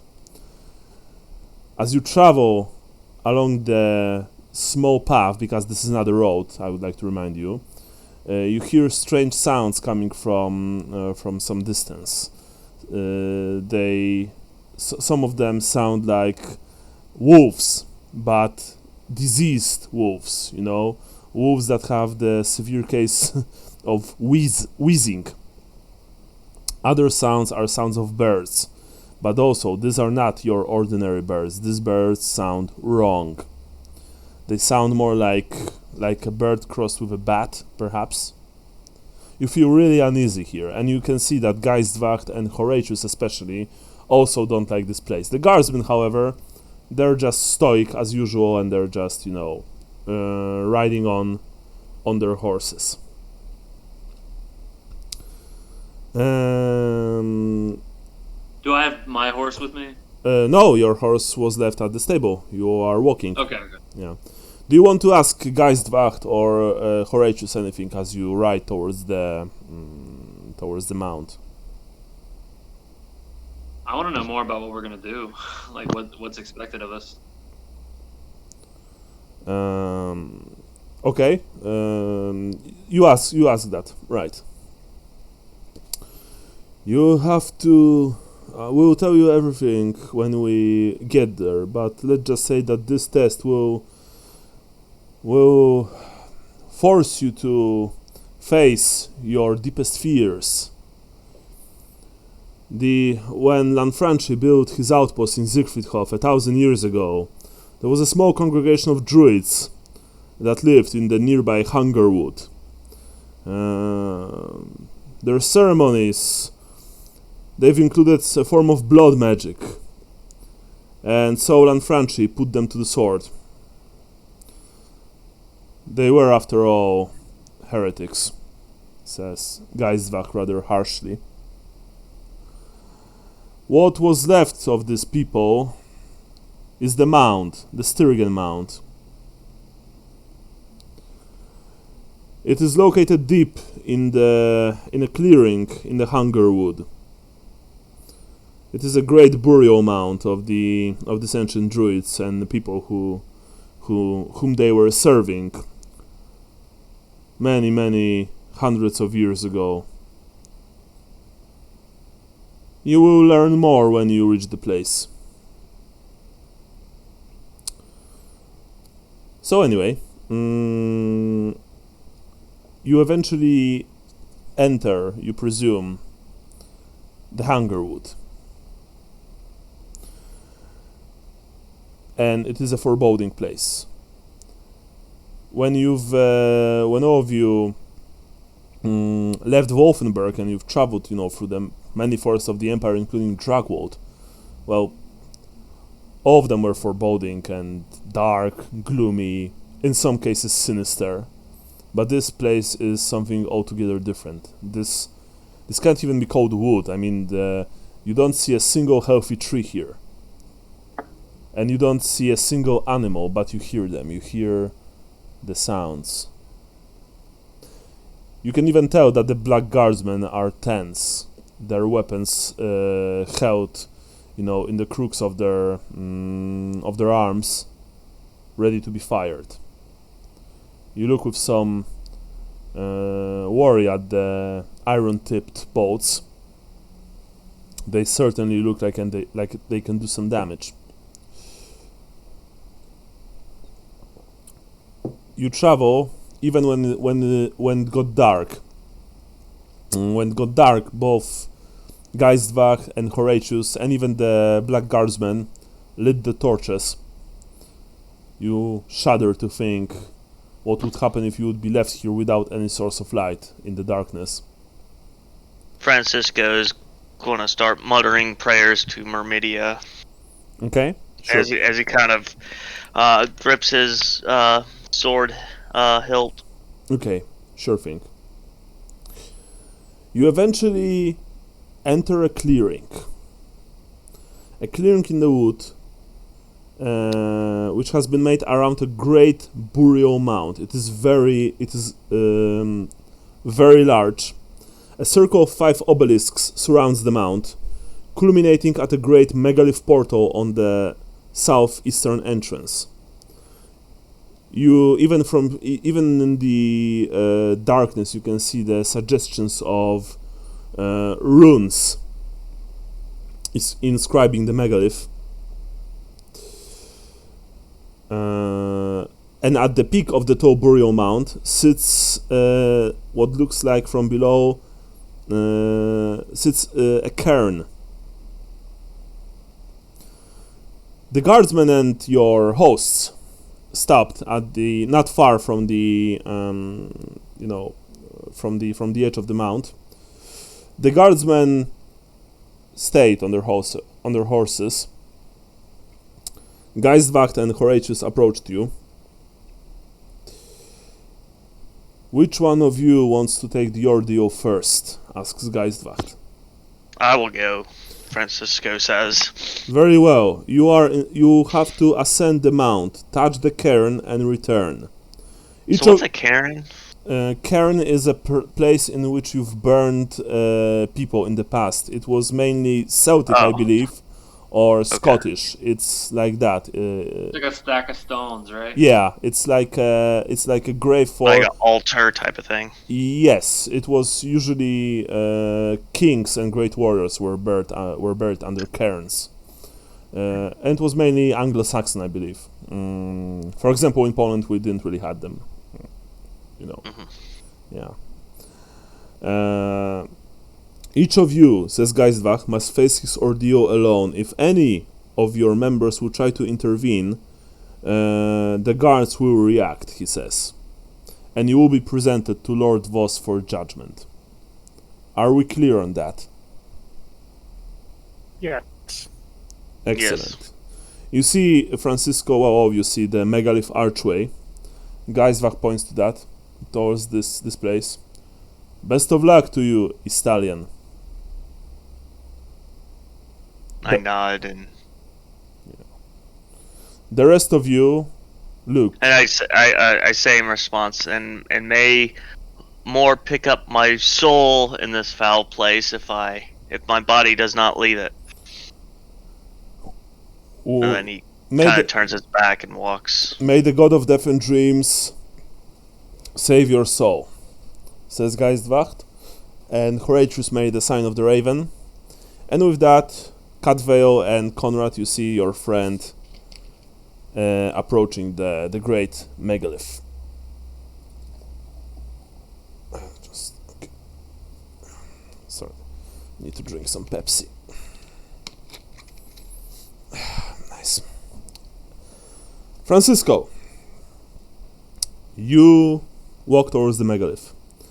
In the darkness, which the torches, only barely even affect, you can see as you make your way closer and closer that the burial mound is indeed massive. It's like an entire structure. You're not sure if it's not even bigger than the temple at the abbey. You walk through the megalith archway, and immediately, and all of you see that, a ring of ghostly druids materializes outside the obelisks. They block your retreat.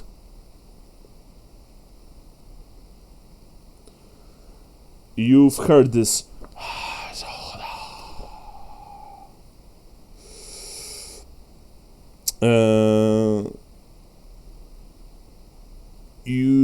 Do any of you react, Conrad and Cadvale? I flinch like I'm about to go for my bow, but I don't. Yeah. I stop. Yeah. Dumbfounded. Sorry. Once again, Conrad, because something broke. Oh, yeah. Well, I didn't totally hear you either when whatever you said. So Conrad is just dumbfounded. But you've heard about the druids.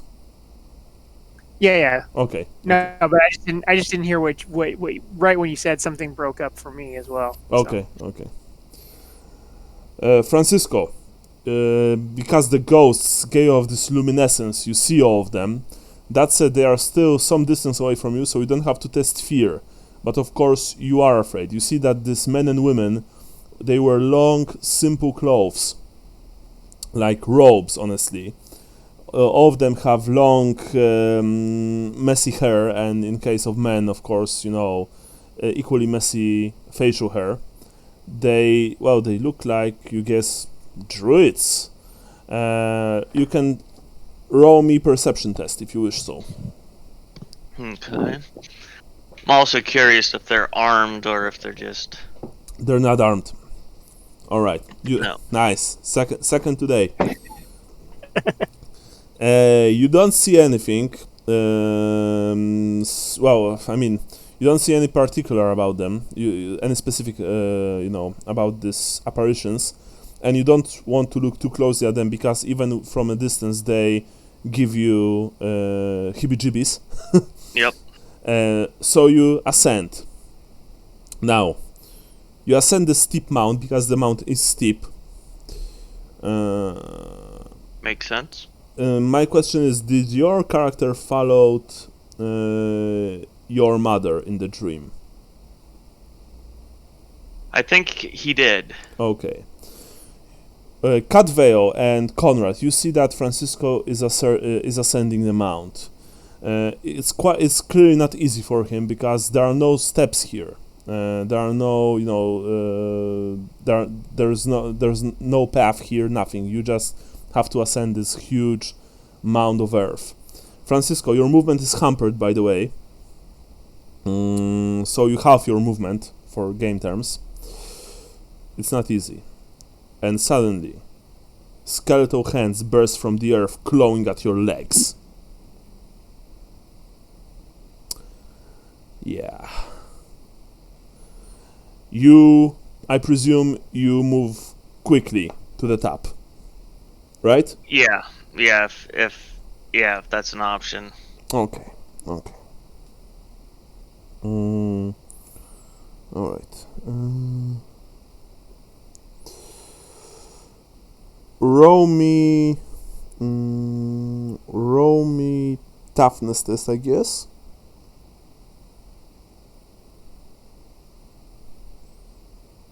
Success. Nice. In that case,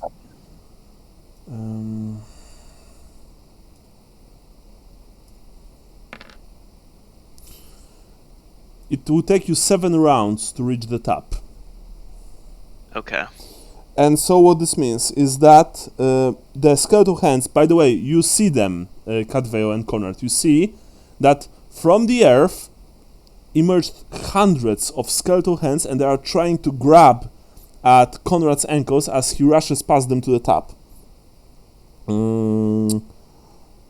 Now I'm going to roll 7 times, Jason, and you will have to perhaps roll as well, but we shall see. Okay. First round.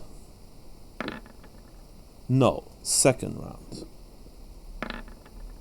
No. Oh, 57, 57, nice. Third round. No. Fourth round. No. Fifth round. No. Sixth round. No. Seventh round. Excellent. In that case, you've sprinted to the top, trampling some of the hands, avoiding the others. Quite many of them, grappled at you, but you've simply yanked your feet from their grasp. Of course, you can feel your trousers being torn, and your boots have also been damaged. But eventually, you've ascended the top. You ascend the top, and you are at the top of the Styrian Mount. In front of you is this cairn. At the peak of the tall burial mound sits a 4-foot high stone cairn.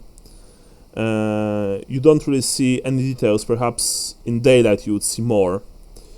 You're not sure. You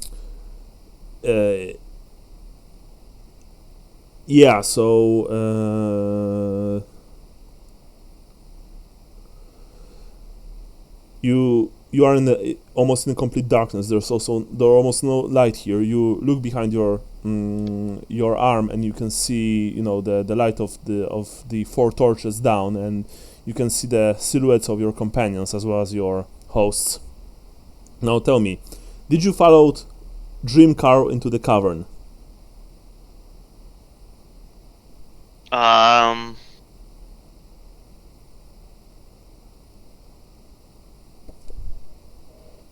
I don't remember what I said, but I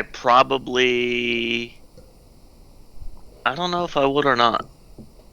Well, Dream Carl. This was after Carl's little spell. It was it was during the dream, not during the last ordeal, but during the dream. Yeah, I'm just trying to remember when if the dream happened before or after kind of Carl's spell broke on us. I don't remember either. Because I think it was after Carl's spell broke on us. Because okay. So I want to say no. Okay. Let me just roll in that case. Okay. You are standing at the top when suddenly you see that your surroundings are being illuminated. you turn your head towards the cairn, and you can see that from the air materializes a figure. It is a warrior, a bronze-clad champion, armed with a sword and a shield of ancient design, and in an armor which hasn't been worn in the Empire for probably thousands of years. It gives away this greenish luminescent light, out of character. If you guys watch Lord of the Rings, it's like the White Army at the end of the third movie. This is the same like color, and he bathes the entire area in this greenish, uncanny glow. The apparition smashes the blade on his shield and then points towards you, a clear sign of challenge. I'll raise my sword up in front of me, then lower it, kind of as a Montante, you mean? Yeah, as a traditional way of accepting it, or like a salute before a fight or a duel. All right. Yes, you can. You see that superimposed. Imposed over the skeletal face. Sometimes you see like a flicker of the warrior's old face, wrinkled and gaunt, and with black pits instead of eyes, but not cruel. That said, the long dead warrior rushes you. So, first of all, we are rolling initiative. Alright. Okay. It's a D10, right? Plus agility. Yeah. So, okay. D10 plus agility, so he has 57. Me too. So, your basic agility? 53. So you're first, because he has only 50. Okay.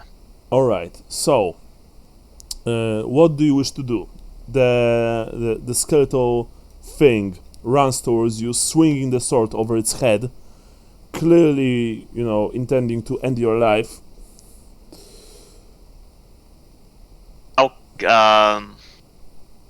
Your arm has been fixed, but you can still feel, the jolts of pain as you grab your sword harder, preparing to deal with this thing.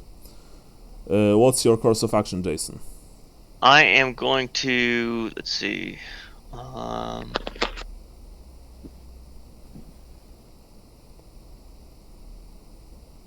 Could I do let's see. I've uploaded the. Can I do a delay and a feint? They're both half actions. Yeah, but feint will mean that you won't be able to capitalize it on it. Or actually, wait, you will be, because your turn, it will be at the end of your turn, and next turn you will be first, so you'll be able to attack. Yeah, of course you will. Yeah, sure. Yeah. Okay. So, you are waiting for this thing to approach you. You are preparing the best as you can, to defend yourself. Roll me fear test. Willpower. Yeah. Nice. You've overcame your fear. Up close, this warrior of old is truly terrifying. He clashes into you with the force of a battering ram. And his blow goes low towards your legs. Do you want to... Well, you can only dodge, because you have a double-handed weapon. I will... Alright, yeah. I'll dodge. Yeah, you can only dodge. You have your armor, but you've jumped... I do not have armor. I lost my armor a long time ago. Oh, okay. So you don't have mail? Nope. Okay. You've jumped over the blade. It gouged a long furrow in the ground. You land on your feet and you prepare the feint. Roll opposed weapon skill. with him.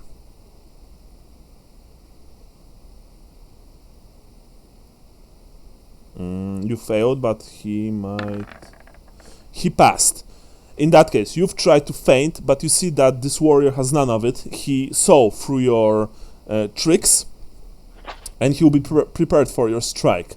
Now is your turn. What do you want to do?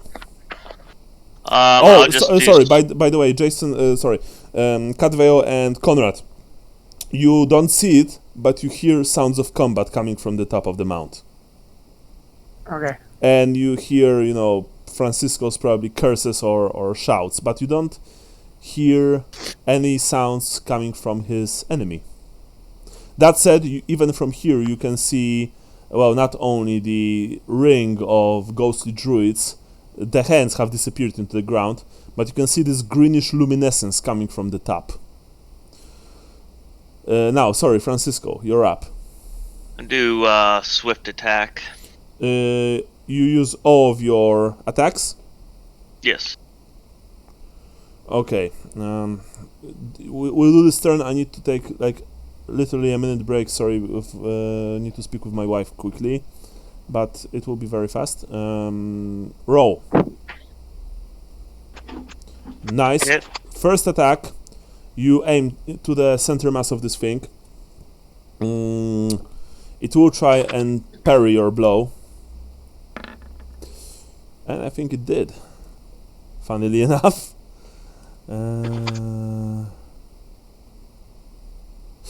No, it didn't with a botch. Well, in that case, I am going to roll the botch. We shall see what happened. Yeah, it can be 1d100, I guess.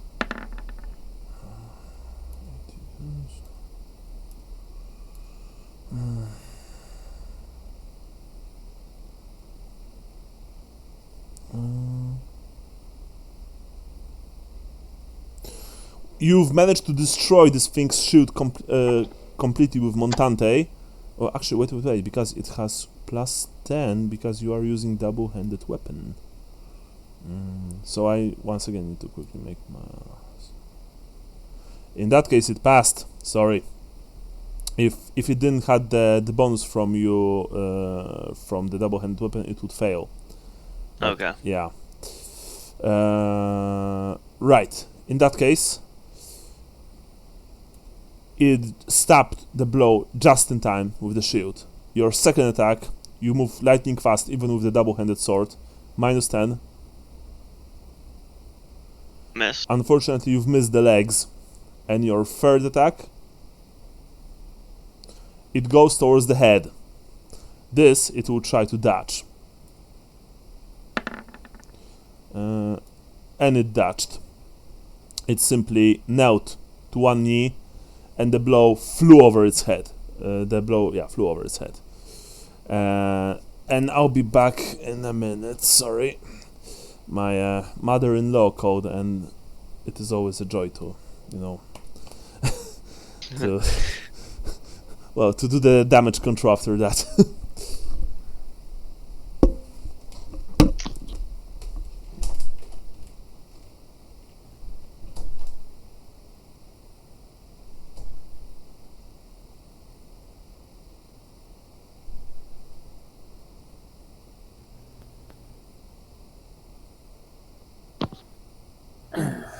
So are you is this guys champion ethereal, or is it an actual guy up there?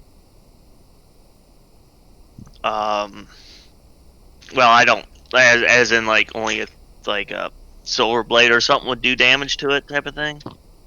Well, I mean, is it? Well, it's glowing green, I guess, right? Yeah, it's not a. Yeah, it looks like those ghosts from Lord of the Rings. Tell him he owes a debt. He'll stop fighting.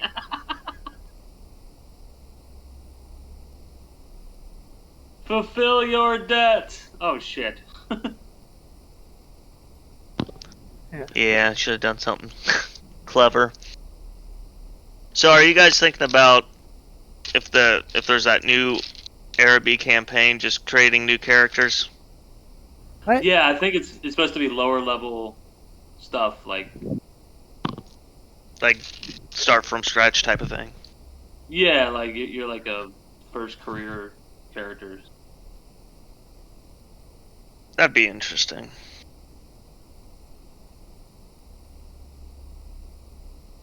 Oh man, I don't know what's going on here. My keyboard. I got a Bluetooth keyboard, and for some reason I lost connection, and I can't get it back. Damn. Does the battery die? My battery dies all the time on my wireless keyboard. Yeah, it might be. I'm gonna ditch it and see if I can get the other one. All right, be back in a second.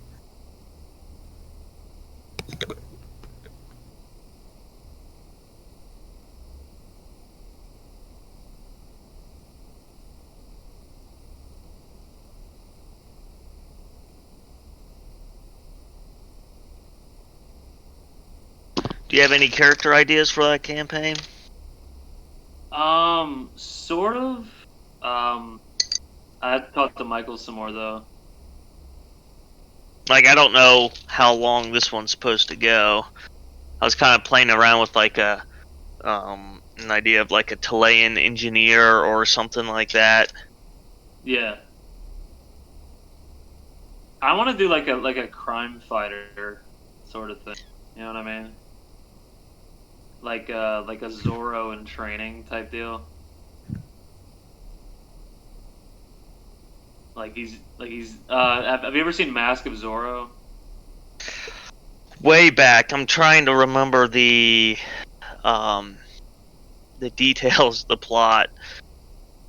Like the story was actually pretty good. It was like Antonio Banderas, he's like a thief or whatever. He goes to jail and he meets Anthony Hopkins in there, and Anthony Hopkins is the actual Zorro, right? Yep. And he, like, even though he's old, he's still a badass, and like they help each other break out. So he teaches Antonio Banderas how to fight and how to be a badass, basically. And they both go out as Zorro, and it's basically, it creates like a myth, like, you know what I mean? Like he's in two places at once, sort of thing. Would you be like an Stallion then? I'm not sure if it'd be a stallion. I'm like not attached to that part necessarily. It's just like the vigilante part sounds cool. You know what I mean? Like, yeah, throwing knives, sort of thing. Yeah, I kind of want to do a very different like role player type character, which may not necessarily be like, because at this point, or at least I've been just playing as, you know, a character which is all about just the stats, like a champion, and I kind of want to go back to like role playing. Yeah. And so I kind of want to about when it gets this like this is the highest level character I've ever played in any campaign. You know what I mean? Yeah. And like it becomes all about that towards the end, where like it's life or death every battle, like it's hardcore. Yeah, and that stuff kind of is like, you know, I'd prefer kind of steer away from that type of character. Like I want a character that might have just like a little more unique like play style. Like I'm not even quite sure like what an engineer would do, but I could probably come up like with where it's like viable to play a merchant again or something. You know what I mean? Yeah, and that's kind of like the if we're going to Araby for an archaeology hunt, I'm trying to think what classes would be interested in something like that. So Merchant. Yeah. You can also start characters that know each other, that are like that kind of have linked careers or something. Because if it's an expedition, then like you're gonna call on your, you know, comrades before you call on strangers, type of thing. Yeah, or like if one's a mercenary and the other's like a scholar or something, like they might have worked together before or something, or like he's the usual mercenary this scholar hires when he goes to I'm back. weird places. Sorry guys, Yeah. sorry. That's cool. Technical problems with the web at my what's the word? Just like my wife's mother. What's she called? Mother-in-law. Mother-in-law. Yeah, place. Yeah. Yeah. Okay. Now, the thing strikes at you, Francisco. Okay.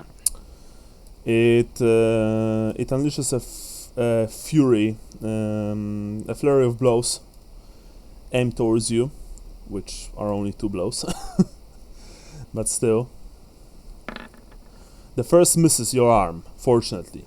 The second goes towards your genitals. Guess I'll dodge blow. Yep, dodge blow. Nice. You have 73 dodge, really? Wow. Yeah, because of skill mastery. Okay, yeah. You've jumped just away. The blade flew in front of your trousers. You still remember the poor dwarf Snorri, who lost his manhood in the accursed plague mansion. And you shudder to think what would happen if the wide bronze blade connected with your chorizo. So, yeah. After that, we have once again you, Francisco. I want to do parrying stance, which is a half action, Okay. then another feint. Alright.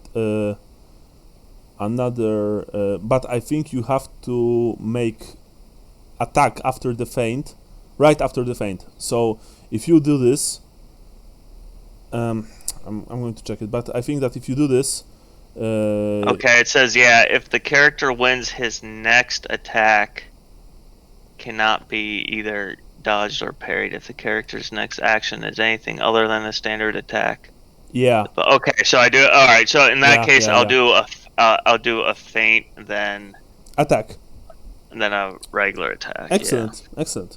You once again use your vast and honed weapon skills to try and, disorient your unnatural foe. Raw weapon skill.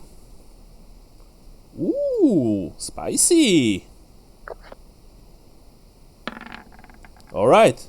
And this time it worked. The thing wasn't expecting your blow.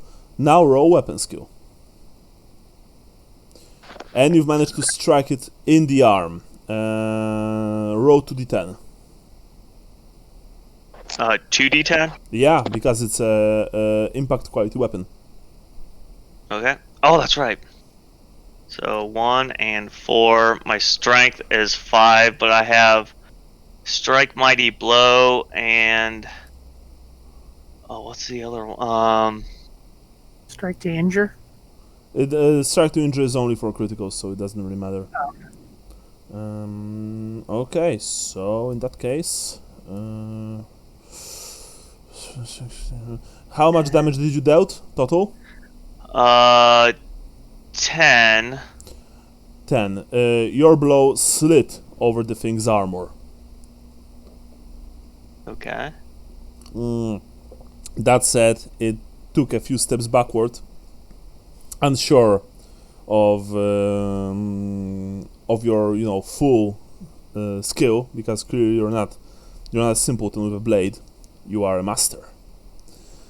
And it retaliates by essentially doing the same. It will feint and then attack.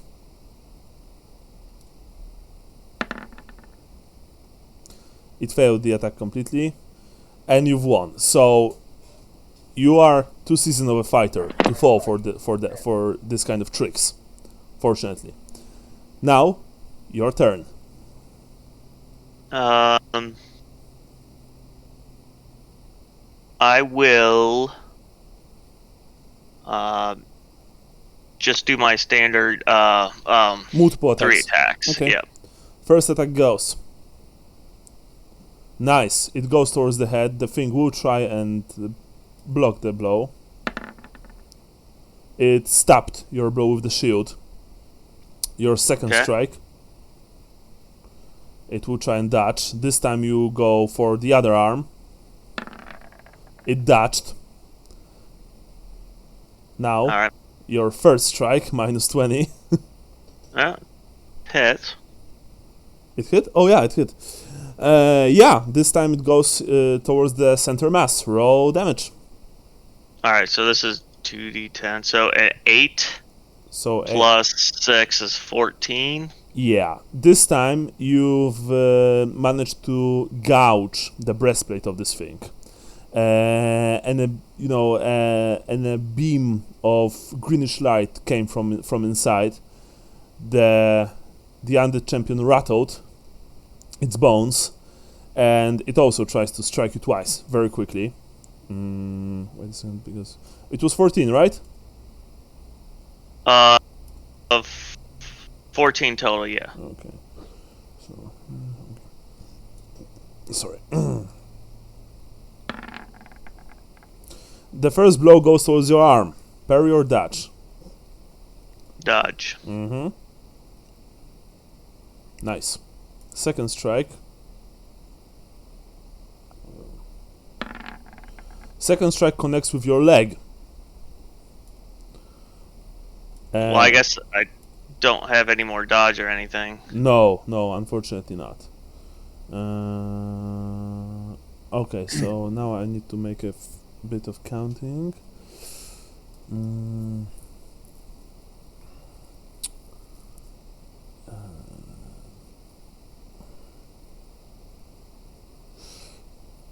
Okay. So 15, 6.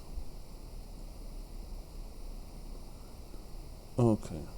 Now I'm roll d10. Ooh. Huge. Passed. 28 total. All right. I think this is where Ferdinand goes, or Francisco goes down. Well, it was your technique was good. It was very good. You had this thing, you had this thing strategy all thought out, but to your surprise, and you've noted that with some irony, the thing just at one point after stopping your blade whirled on its skeletal toe and launched the shield into your face. It struck you above the nose, disorienting you instantly, and then you've only heard the swoosh of the sword, the agony of your legs being removed in the middle of your right above the knees, and then the world falls from under your numb feet. You fall to the ground. You all heard down, when you were standing down, Cadveo and Conrad, you've heard the horrible scream of agony coming from Francisco's lips. You raise your head weakly to see the horrible damage that this undead thing dealt to you, but then the blade descends and splits your heart in two, and then you see no more. I don't see more? Well, unfortunately, I don't know what you see. After all, you were a mutant, and from what you've learned, mutants are not permitted to the lands of Mor, but perhaps he'll make an exception for you. You don't know. The last thing you saw before dying was the skeletal warrior turning into greenish mist and disappearing. And then there is blackness and nothing more. Geistvach looks at you, Conrad, and looks at you, Cadveo. His ordeal came to an end, he says. Who of you will be next? Conrad looks at Cadvale. I will be next. Very well, Ostlander. May Mor guide your hand, and if you can, bring the body of your fallen friend. We will give him a proper burial at the Abbey. I'm gonna kneel And say prayer to Isha. All right. As Sigmar destroyed Nagash, so will I defeat this enemy. When you said that, you saw that the Black Guardsmen turned their weapons at you out of instinct. The Geistwach and Horatius said something like that and made the signs. Never, said Geistwacht, and he grabbed you by the collar. Never said this name in our presence, and never say it here. This land belonged to those who followed him. And even saying his name out loud may bring his gaze upon us. Do you understand? Yes. Now go, and may more bring you luck. I draw my sword and I head up the hill. Yes, you drew your sword, your bow pommelled sword, your bow crossguard sword. Mm-hmm. You have your shield? No, I had to trade it in, so I just got the sword, that's it. But you have a dagger. Yeah, don't you have a longsword? I have a longsword. Yeah, I'm just not... I suggest using dagger, Sean, because it will give you automatic parry. Yeah. Yeah. I'm trying to remember if because I have it on my sheet, but I don't remember if I sold it. No, I think you have it. I don't recall you selling the dagger. So yeah, I'm not sure. Okay. Well, okay. So yes, I draw my dagger in my offhand. Yeah. You approach the megalith. You can see it from up close. You can see the runes being, you can see the runes covering the huge structure. Oh, by the way, when the ordeal ended, the druids disappeared. They're no longer here. The greenish glow also disappeared completely. You cross the portal, and immediately before you can see them in your peripheral vision. The ghostly figures appeared again. The long circle of dead druids. Roll perception test. By the way, Jason, you have your character, your next character done? Stat-wise, yeah, but I'm wondering. I'm kind of considering if, depending on where in the campaign we are, if it'd be worth just holding off until the next campaign. Campaign? Yeah. That's like next year. Or game? Like you don't want to continue now? Well, how close are we to the? I guess you can't really give us that information. Well, I mean, we still have two chapters and then some. Okay. So if you don't want to, if that for some reason I thought we were a lot closer to the end. No. Okay. All right. Yeah. I have like the stats laid out. I believe I just need a backstory and that type of thing. Okay. If you don't want to use this character in this campaign, which I understand, then you can always make new one. Other one if you prefer. Oh no, like the character I have ready to go is for this campaign. Okay, cool. Well, yeah, you gave me a scare there for a moment. No, I for some reason I thought we were closing in on the end, but well, we are getting closer, and I think we'll finish this next year for sure. But okay, it was probably the talk of the next campaign, which made me think that we're. I will start writing it this week, so maybe there will be a few snippets on the group, so you guys will know what to expect. But for now, Conrad, you are far enough from the apparitions that you don't have to test fear, but you can make the perception test if you wish so. You've noticed that the ghost's hands are lacerated. Yeah. Okay. You make your way to the top. Did you follow the mother in your dream? Yes, I did.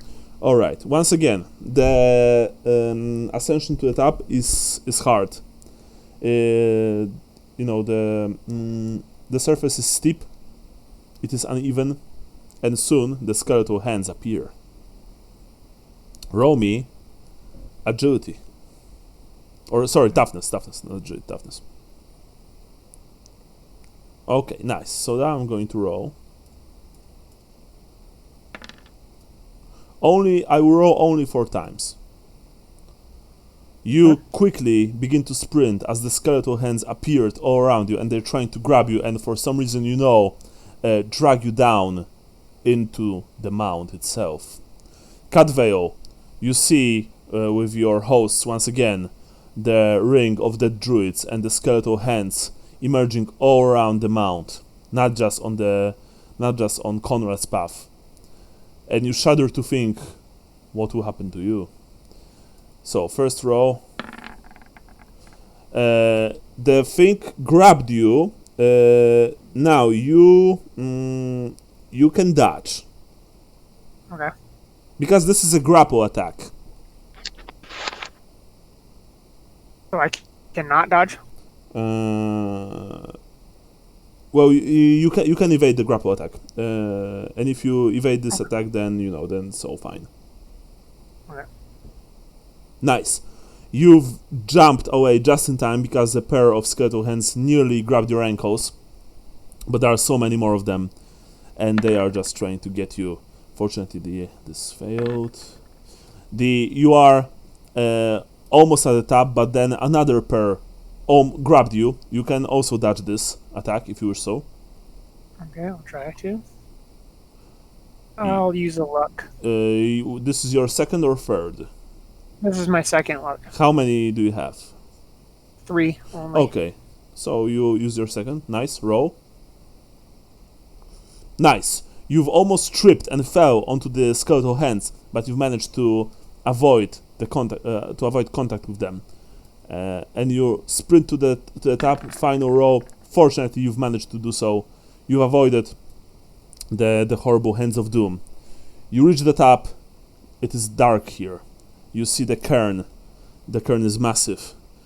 Your eyes adjust to the darkness. You look behind you and you see the ring of the druids, blocking your escape. You see the torches, and in the light of the torches, Catvale. Then you look around you. You think you see something laying on the ground. Someone. The legs are removed. You see the greatsword laying right next to him. It is poor Francisco. And then in the greenish light coming from the cairn, you see all of the horrible details. The terrible blow that killed him, well, that would kill him if the second blow would not pierce his heart, removed 2 of the stallion's legs. He looks into the night sky with dead glassy eyes, but then you slowly turn your head to see what gives this glow. What produces this glow. And you see a warrior, an ancient warrior from a time, perhaps from a time even before Sigmar himself walked these lands. He is armed and armored in a very archaic manner. White bladed bronze sword, round shield with some strange motif. You don't really recall it. It's like half animal, half floral. The armor is made from round bronze plates, and he has an open helmet with horns on either side. You can see his skeletal face in the middle, but for a few seconds you also see his real face imposed over the bone of a long-dead, gaunt, tired warrior.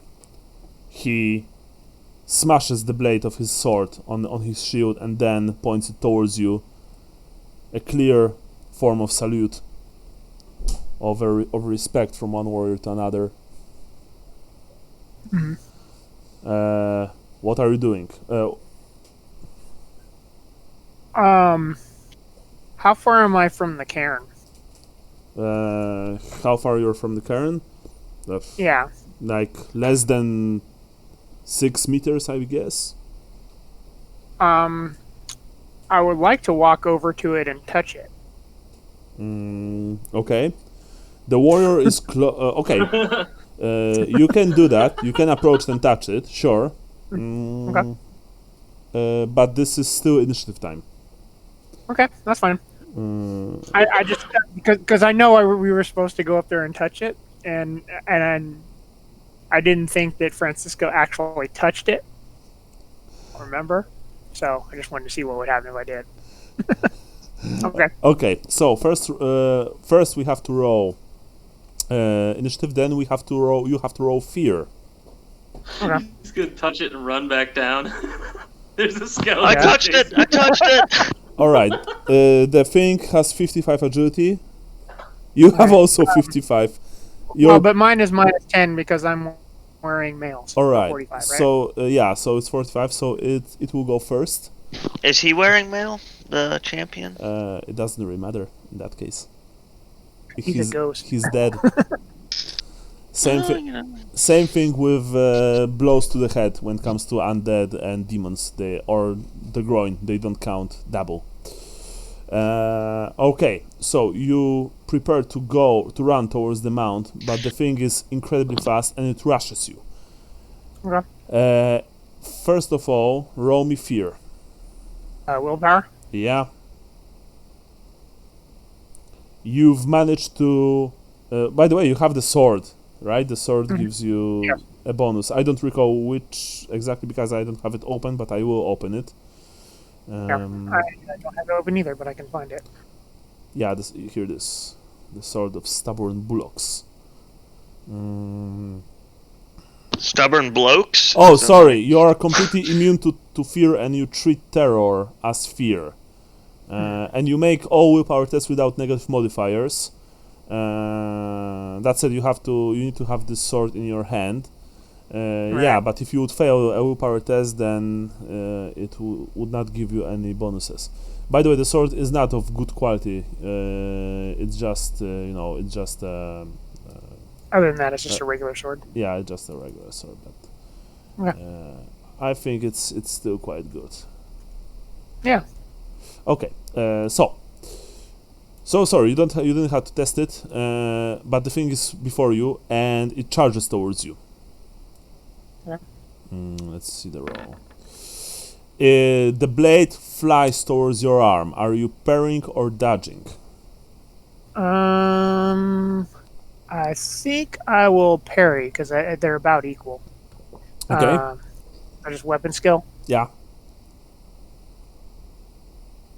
I will use my last last luck to reroll that. Okay. Nice. You've almost tripped, but at the last second, you've crossed your dagger and sword while making a step to the right. The force of this horrible blade, which you can feel cold emanating from it, it nearly jarred your weapons from your hands.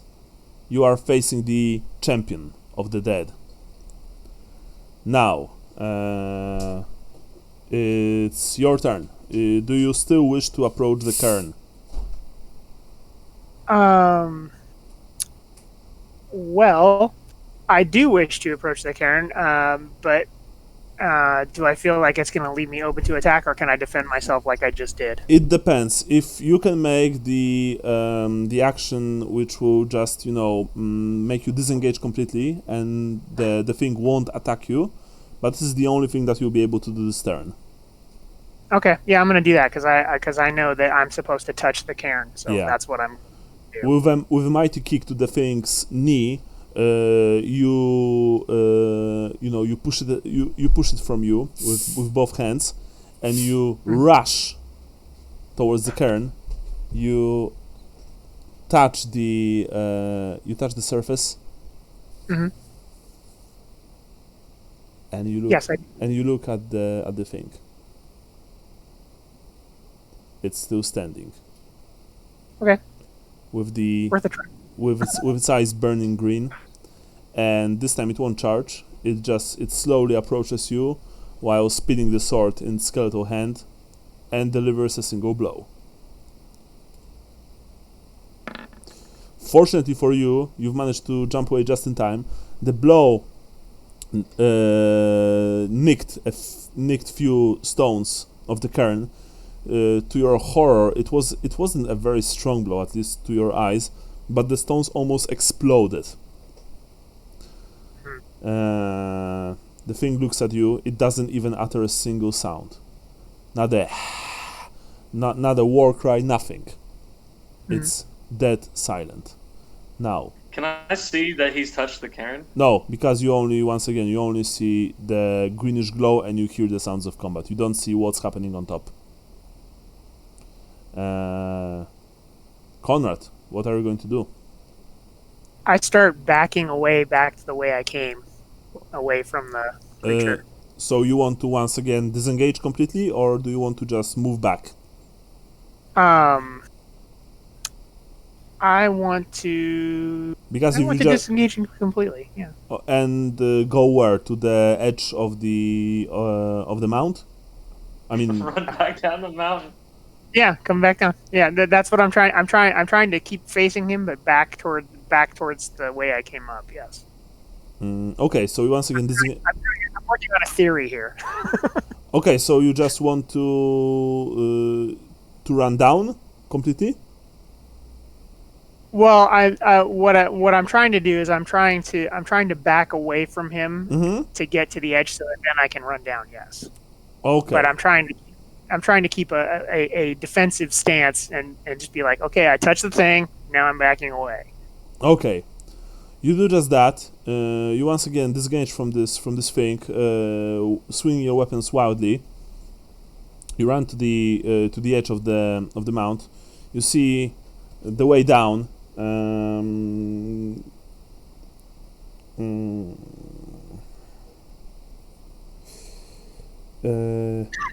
Yeah, you see the way down. That said, you quickly steal a glance towards the thing, and you can see that once again it runs towards you. The sword raised high. You prepare to defend yourself. And I'm rolling, but nothing's happening. Yeah, it's been a little herky-jerky today. Fortunately for you, once again, you've stabbed the blow with your sword, with your finely made Ostlander sword.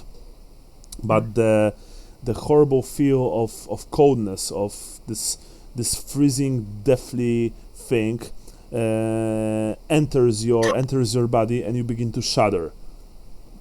Now, it's your turn. You want to run down?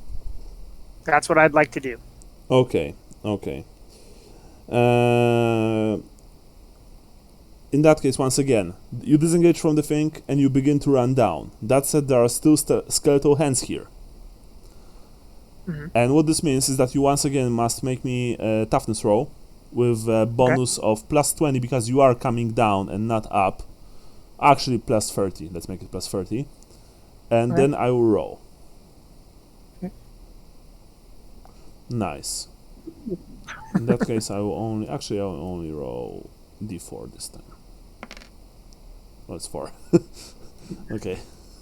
Well, you are running down. Cadver, you can see Conrad running down like crazy, and you think you can see a tall, greenish figure standing at the very top, holding a sword and a shield. It's not chasing him, but the hands are still here. So, first hand. Talk to the hand. Yeah. Oh my god. The rolling today is horrible. Yeah, it's a little laggy. But fortunately, for example, I can hear you well now, Sean. It caught you. You can dodge, but you will have a slight minus because you are running like crazy down the hill this time. So only minus 10. Okay. I fail. The thing grabbed you. And now you are grabbed and you are being held. Now I quickly need to see the rolls for the grapple. I didn't recall them, unfortunately. Oh, it's not that. Okay. If any of you have the book handy, then then it will be probably much easier. Oh, I have it now. Oh, I have it here. Okay. All right. Next round, you'll be able to slip from the grip by testing agility. Okay. Oh no! Wait. This now you failed. So now now you are caught. Okay.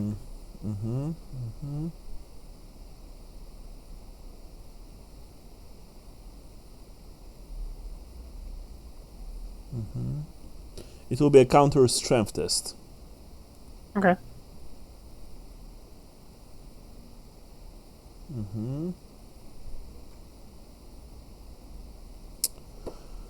Okay, but now the other three hands. Let's see if they'll be successful. Yes, you can dodge this, by the way. Right. Yes, 3 and no. 3 pair of skeletal hands grabbed you. Cadvale, to your horror, you see that the oh no! Wait! Not 3. You only grabbed by 1. I will test 3 times more before you reach down. Okay, so that's important for you because this will be you have easier time. Okay, so how this works now? Cadvale, you saw that Conrad was running down like crazy, escaping from the damn thing, on top. But suddenly he stopped, almost fell. To your horror, you see that a pair of skeletal hands grabbed him by the ankles. Conrad, you can feel them trying to drag you into the ground. Below the ground, in fact. You can also still see the line of the druids with lacerated hands looking at you silently, judging you. Now, what this means is that we are. By the way, someone counts. First round, Conrad, roll counter strength test. Okay. I mean, roll strength test, and I will roll mine. No, shit. I will roll mine, but this means that actually it. Okay, I also failed, but so we are still rolling because remember someone has to win. So roll. I will also roll. Nice, you've passed. It also passed, but you have 46. You have more successes. You've broken free, and you run down. So I still have to roll 3 times for grappling. Right. You've been grabbed. Do I get to dodge or no? Yes, you can once again dodge. You've took a few steps, but another pair of hands grabbed you. Cadvale, to your dismay, you see that Conrad, managed to break free, only to be grabbed by another pair of hands. Which means that now we are once again rolling the counter strength test. Conrad? Okay. I like the strategy though. Yeah. You failed, but I will see if it will pass. Yeah, it passed. You first round went. You can feel yourself being dragged into the ground. Second roll. Counter strength. You've passed just, and I failed, which means that you've broken free. You run down. Excellent. So I only have 2 more tests to make. Yeah. No, and the final one. No. You are sprinting, panting heavily, despite it being being very cold. Nights in Sylvania are apparently very cold. You sprint towards the ring of ghosts. You fear that they will attack you because they are raising their lacerated hands, but they simply dissipate as you approach the portal. You run outside, and you just sprint to your comrade and to the Morrites. You feel dead tired. You've passed the ordeal of Mor, announces Geistwacht. Congratulations. Now it's your turn, Elf. May Mor guide you, even though you're not from our race. I turn to to Conrad. Anything I should know? Touch the stone, run like hell. All right. You do you pull out any weapons, Cadvale? Yeah, I'm gonna have my bow ready in my left hand. Okay, and in your right hand, anything or not? Nothing. Okay, because Just remember, I'll if just knock an arrow if I have to. because if you are using your left hand, then it's your worst hand. That means that you have Well, Midas. if I'm right-handed, wouldn't I have the bow in my left hand? Well, okay, yeah, sure, yeah, you're right. Yeah, like Yeah, so like I'm ready to knock a bow or arrow. an arrow. Basically. Yeah, no Yeah. problem. Okay, sure. You approach the portal, the megalith. You see the mount getting closer and closer. By the way, it's nice of you, Cadvale, to ask, hey, what happened to Francisco? Well, didn't we? You've heard what Like- happened to him, but you didn't get any confirmation. Oh yeah, Yeah. I made a sign of Isha. I mean, yeah, that's true. Oh, I never liked the guy anyway. Yeah, so, anyway, just kidding, Francisco was really cool. I meant to be like for that to come across as solemn. I didn't mean for it to sound crass. Okay. No, just, just kidding.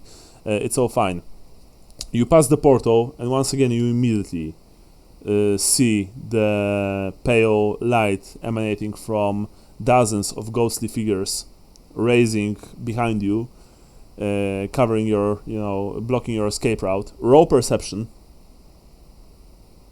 Perception.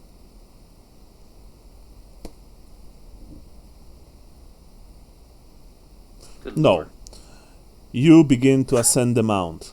Almost immediately, you knew that would happen. The skeletal hands emerge from the ground. Actually, wait. Did you did you followed your mother in your dream? I believe all of us did. Okay. Yeah. So the hands emerge. They try to grab you, but you run to the top. It's not easy. Roll me agility test. Nice. That means that I'll only roll. Gonna keep my knees up. I will only roll twice. You sprint to the top, avoiding most of the hands, most of them. But few try to grab you. Fortunately for you, you are quicker. And you reach the top, the fastest of all your comrades. In the shortest way possible, in the quickest way possible, out of all of your party. You have night vision, and there is enough light coming from the heavens in the form of starlight that you see the cairn, and you also see poor Francisco laying on the ground, dead. I close my eyes for a second and. As you close your eyes, you can see the greenish glow trying to make your way through your eyelids. You open your eyes, Yeah. and you see the warrior that I described earlier.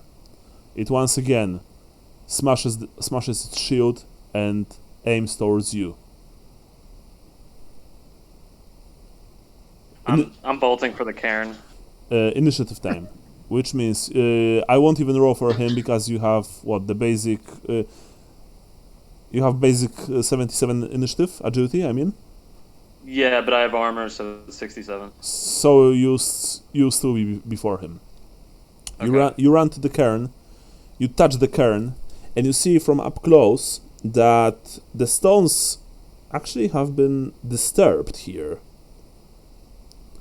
as if someone removed something, but you don't have time to think about it too much because with the corner of your eye you see the thing rushing towards you, raising the blade.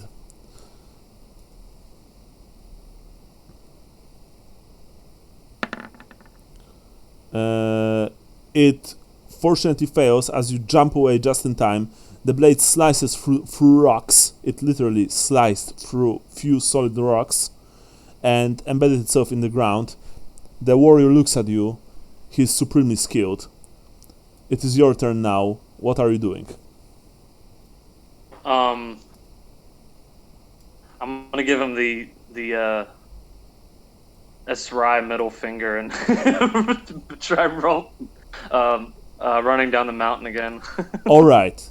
You disengage and you simply begin to run down the mountain. Which what an Esrai middle finger looks like. Yeah. Which means that you once again stop at the edge of the top part of the cairn. You look down and you see the hundreds, if not thousands, of skeletal hands still emerging from the ground, and you see the druids forming a circle around the mount. You can also spot the torches held by your you don't want to say captors, but let's be honest, they kind of feel like that. And there's Conrad. You prepare to make your way down, but you steal a glance towards the warrior, and you can see that he's still trying to get you one last time, running towards you, swinging his sword, which is only a approach and attack. So, and you simply jump forward. The blade swished in the place that you were standing just a split second ago. You land on the ground and you begin to sprint down. Roll me agility with a plus 30 modifier. So you only fail on, I believe, 100 right now. Nice. So that means that I will only roll d4. Once again, it's 4. You run like crazy. Conrad, you see the elf coming down from the top. You can also see this undead bastard standing there. The hands are trying to catch Cadveil. I'm fleet-footed. Does that help? Not in this case, really. Okay. A pair of hands tries to grab you. You can roll dodge. Oh, nice. I'm gonna use a luck. Your second goes, okay. This is my last luck, unless I've. Did we get lucky for something? No. Okay. Oh, actually, wait. You didn't. I mean, the priest healed you, but I don't think he gave you any boons, unfortunately. Okay. Yeah. You failed. You've almost tripped. You stayed on your feet, but you failed to came down, and a pair of hands grabbed you, which means that now we are rolling counter strength. Cadveil, roll counter strength, please. Fail, and I'm going to roll for them. Failed. Roll once again, please. Nice. Okay. It passed better, unfortunately, than you. So, first round goes. Second round, you try desperately to escape from this horrible deathly grip, but to no avail. Roll, please. Agility or strength? Strength. It's counter strength. To know a Cadveil. Oh my god. Okay, let's see. It passed. You can feel the hands just, dragging you into the ground. You have less than a few seconds, maybe even more, to escape, or you know that you'll stay with this dead here forever. Roll. Nice. And I'm going to roll. Just in time, you've broke free and you continue to run down the hill. Conrad, you almost saw that Cadveil almost got dragged completely into the mount. I still have 3 tests to make, so first goes. No. Second goes. Third goes. Yes. You are almost at the bottom. When another pair of hands tries to grab you, you can dodge. You want to dodge? Yeah. You've just jumped over the skeletal fingers, and the final roll. you did the barrel roll. It's super effective. And I slid across a car hood. and when you went on your feet, you sprint to the megalith. You can see the ghostly druids just, they point their hands towards you and then they dissipate. You run through the megalith and back towards your comrade. Congratulations, elf, says Geistwacht. You've passed the ordeal of Moor. You too can now return with us to the Abbey, where you'll stay as our guests. Come. What about our friend up there? He belongs to the Mound now. Sadly, we will pray for him today. And in the days to come, says Geistwacht. Now come, it is not wise to stay too long in Sylvania during the night. You see that Horatius, gave you this look of grudging respect. The guardsmen, they've also eased a bit. They still have their crossbows at the ready, but they're not, even semi-aimed at you. And you make your way back to the Abbey of Blessed Aethelbert the Vigilant. But without your friend. Unfortunately. By the way, Conrad, you also saw when you've touched the cairn that the stones have been disturbed. Yeah.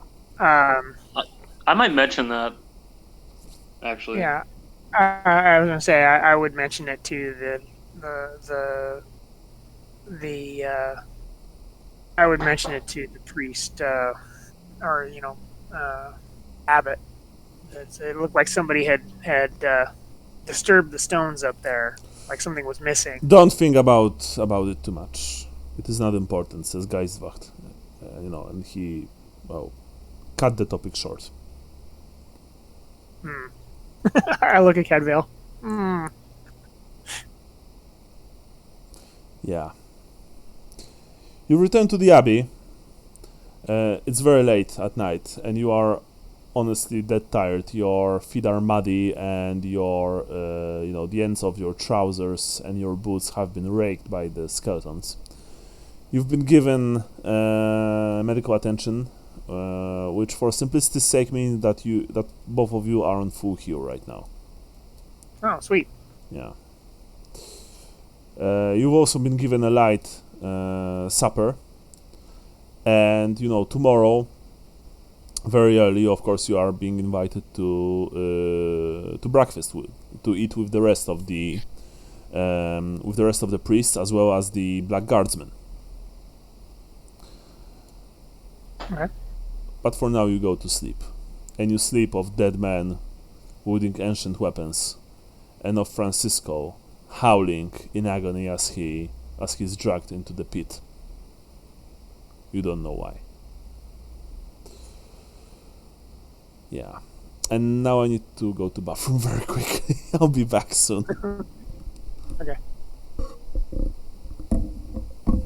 Hey, Jason, you there? Yep. Yeah, that sucks, man. Well, I was getting my second insanity, no fate points. So yeah. Yeah. Though the downside is he got his hand back, and I updated my career, so I had a lot of opportunity to advance still. Yeah. That's what sucked about Vincent was I think I had 800 points that I couldn't spend because of plot. Yeah. I like that we finally met up with some more knights. Yeah. Oh well. Yeah. Sorry. There's nothing. I just partly from a meta standpoint and partly from this guy is like Francisco is a pretty good fighter, and he's lying totally dismembered here on the ground. Like, I Yeah. don't know Like, if I they wanna only fuck said with to that. touch the thing, so I was thinking like maybe if you just run past it. Yeah, well, the one thing I noticed was that because didn't he ask you if you followed the boy and you said no? Yeah, and I was kind of curious to see what. Yeah, me too. I didn't think of it at the time until after I was already done. But I was like, hey, wait a minute. He never asked me if I followed the boy or not. I don't know if that would have made a Yeah. difference. I mean, Yeah.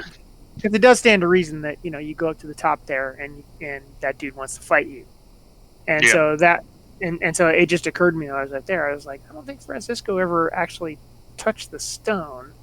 Yeah, and I couldn't remember what I did in my dream, but I was just kind of thinking like, well, now if it was after the spell was on us, he'd probably be less inclined to. Right. Um, No, it makes sense. I just recall that for my character, even though he was still sort of playing the religious angle, even though things were getting weird, but Yeah. he, um, and so I recall at the time that he did follow the kid. well, we'll have to ask him. I'm just kind of curious if that would have changed, like, just what would have been different about it. Although who knows? We go back and listen back to it, and it's like, oh no, I totally don't follow him, but I believe that I did at Yeah. this point. Yeah. But anyway, yeah. So, yeah, and so it's kind of a chicken shit thing to do. But I was like, Ghost, no thanks. It worked. I mean, like, yeah. Yeah. Well, you followed the Otherwise, we'd all be instructions. dead up there. Yeah, well, considering how my rolls went coming back down the thing, I feel like it was a good thing I didn't try to fight this guy. Yeah, I didn't even think about just Just legging it. touching and running. Yeah. Well, because Francisco is a warrior. Well, he's prideful. Yeah. Yeah. And he just got his hand back, so Yeah, I mean, honest. Well, that's the other thing is, I mean, he's honestly probably in the best shape he's been in like months. since like the first 2 sessions, yeah. It was the no fate points that got you, though. Yeah, I had no luck to roll, so that pretty much, burned it. And then a couple of sessions, you sometimes one session you burn 2 luck. Yeah. Yeah, well, I ended up burning all 3, and I probably could have used more, but Yeah. Well, Oh, you mean fate? no, just luck points. Oh. But yeah, it's obviously tied to fate a little bit. Yeah. Actually, I'm can all you out be? of luck for today. Yeah, me too. Well, I excuse me. Damn. I imagine that we're pretty much probably done for the day. Well, it seems like a stopping point anyway, Yeah. and also because then that way Jason won't have to sit here with his character not completely made. Yeah, Mike. What are you playing next? A wizard. A light wizard. Good luck. So. Yeah. Magic, Well, I was thinking about doing magic. Yeah. Well, I haven't done a magic character yet, ever, with Warhammer. So I was like, and it's kind of getting to the point where, I wouldn't want to do a campaign where we do strong role playing with a wizard. So this is kind of a chance where it's where it's linear. If I want to get try a wizard, this would be a good place to do it. And so I chose one that has some chance to actually heal, because I feel like that's been wiping out our characters a lot as we're going into combat with 1 wound. And it just, even the little hits that get through are taking us out. So we'll see. Should be interesting. But yeah, on the if we do the Araby treasure hunt campaign, I'm kind of thinking like an engineer or somebody like more educated, merchant engineer. I don't know, something like that. I need to look up what the. I mean, I'm assuming the careers are more or less the same, but I have my.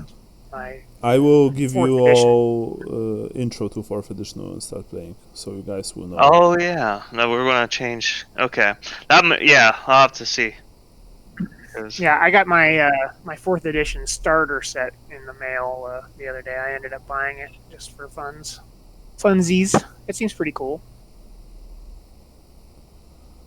4th edition is cool. It will require. I mean, Roll20 has a very good set of sheets for the 4th edition, which by the way, because there is a lot of counting there's much more counting than in 2nd, and that's what slows the game. But the sheets actually count a lot of things for you.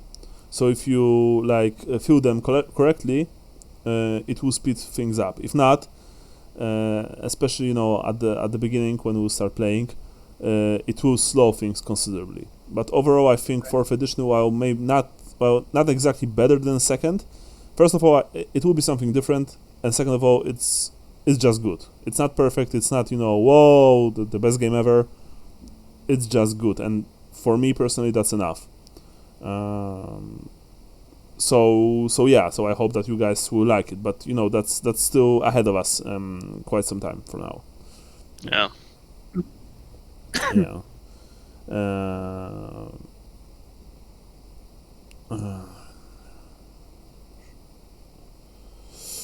Yeah. So, but of course, if you want to stay with 2nd edition, all of you, or most of you, then we can stay with 2nd edition, right? That's not a problem for me. I don't mind changing over as long as, like what's the biggest change in it, like rule wise? Well, I mean, is it same percentage system type of game? Combat wise, or like basic stuff wise? I mean, it's still D100 and all that. Like it is D100. The combat is well. In essence, it's much quicker because you don't roll initiative. You just you have initiative stat like in the 1st edition, and then you do like a flat damage with success levels depending on how well you've rolled. So, for example, you have a weapon that deals like 4 damage, then you add your strength, and then you add success levels. I like that. I like success levels. Yeah, the success levels are. At the same time, they're the best thing about this game and the worst, because, and by the way, we will play with a success level cap at 3, I believe, which is even suggested by the game's creators, which are, by the way, lovely people, personally. Because if you, for example, give unlimited successes, it becomes a mess. Yeah, the combat is very quick. The black powder weapons are deadly. They are very, very good, very solid. They are also very cheap. I believe you pay 5 or 10 crowns for a pistol because the prices are different. Oh wow! Yeah. Well, I have a player right now who has like 4 pistols, a blunderbuss, and a Hochland long rifle. Jeez. And he's like, and he's a river warden who went the black powder path, so he has insane bonuses and stats to these weapons, and he just one-shots almost everything, but at the same time in combat, like close combat, he's useless. As for like standard games, standard rules for your everyday games life, there's I think it was taken from 3rd edition. There's a social class mechanic. You have bronze, silver, and gold.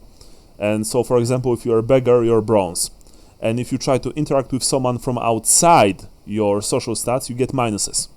Mm-hmm. And it goes both ways. So, for example, if a noble, gold person tries to interact with someone from silver, he gets minus modifiers. Yeah, the sicknesses are very deadly. They're much more deadly than second edition because they give you conditions. Conditions are everything in this game. You have a blaze condition, you have stunned condition, fatigued condition, you have tired condition, which is not the same as fatigued, I think, because there are like two different things. And you know, so the diseases are nasty. The main trade thing is like still the same, so you just, you know, you can haggle, you can do stuff like that. Cool thing about magic users, for example, is that if you are a magic user and you are wearing clothes which like match your color magic, so for example if a pyromancer wears red clothes or orange clothes, you get bonuses to casting. That is very cool. Sweet.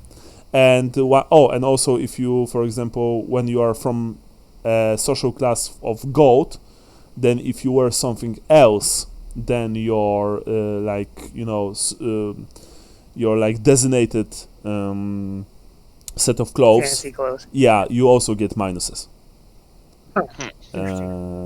There are a lot of little things like that. Most of them are very cool. Mutations are also completely overhauled.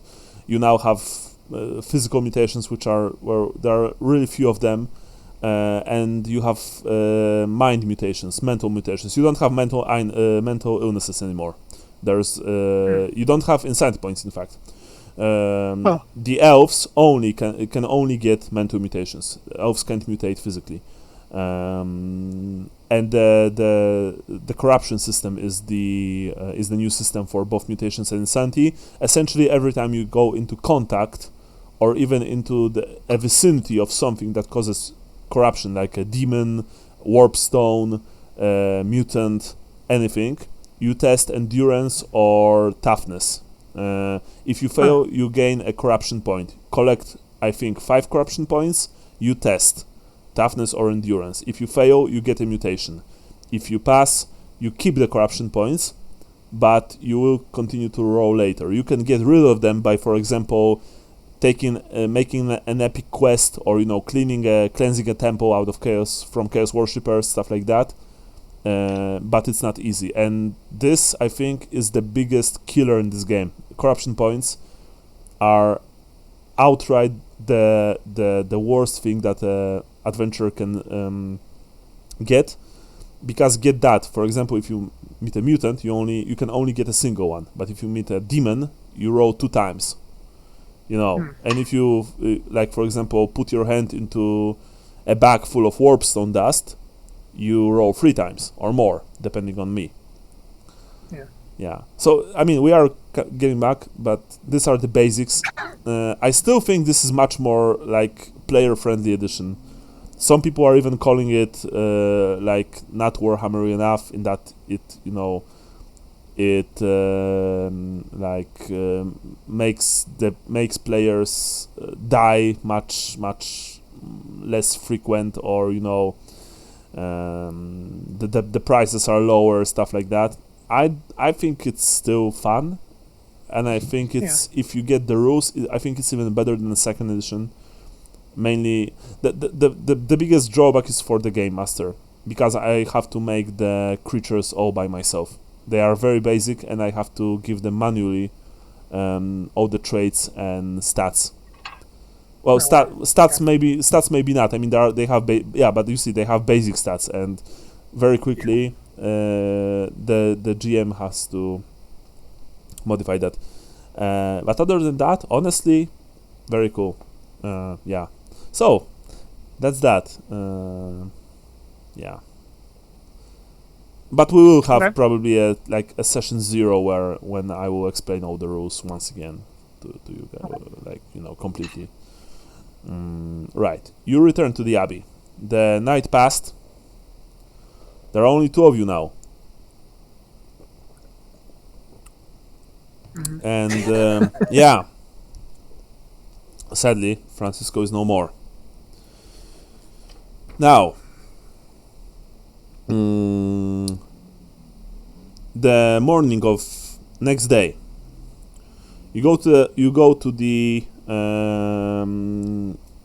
eatery. Well, to the place where the second armor blackguards.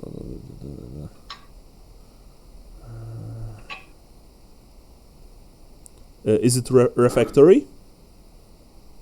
I don't know. Oh yeah, refectory. You go to refectory. There are 6 large tables, which can provide seating for a total of 120 people. The central table is reserved for priests, and at the head sits Geistwacht. The Knights of the Raven have their own table, as do the Blackguard.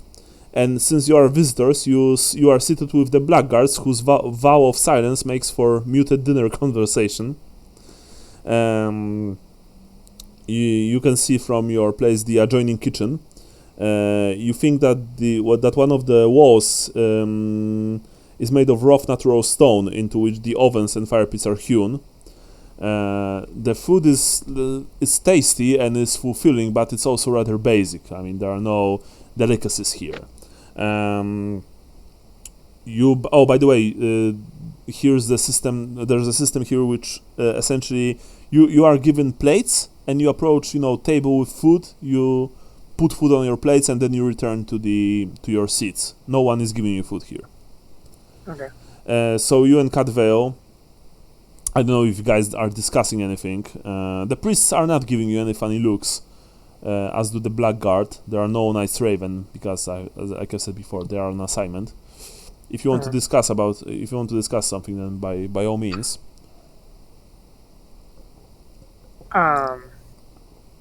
Let's say, it's a shame that we couldn't bring back Francisco's body for a proper burial, but I know he died as he wanted, as a warrior fighting. Yeah, I've said my prayers to Isha, but that was a cursed place. We had to leave him. Yeah. By the way, Brian, did you roll for willpower? Yeah, you did. You rolled like 31, I remember. Okay. I didn't just remember it for a second. Sorry. You are approaching the breakfast board, and you see that a wheel of cheese has been gnawed upon.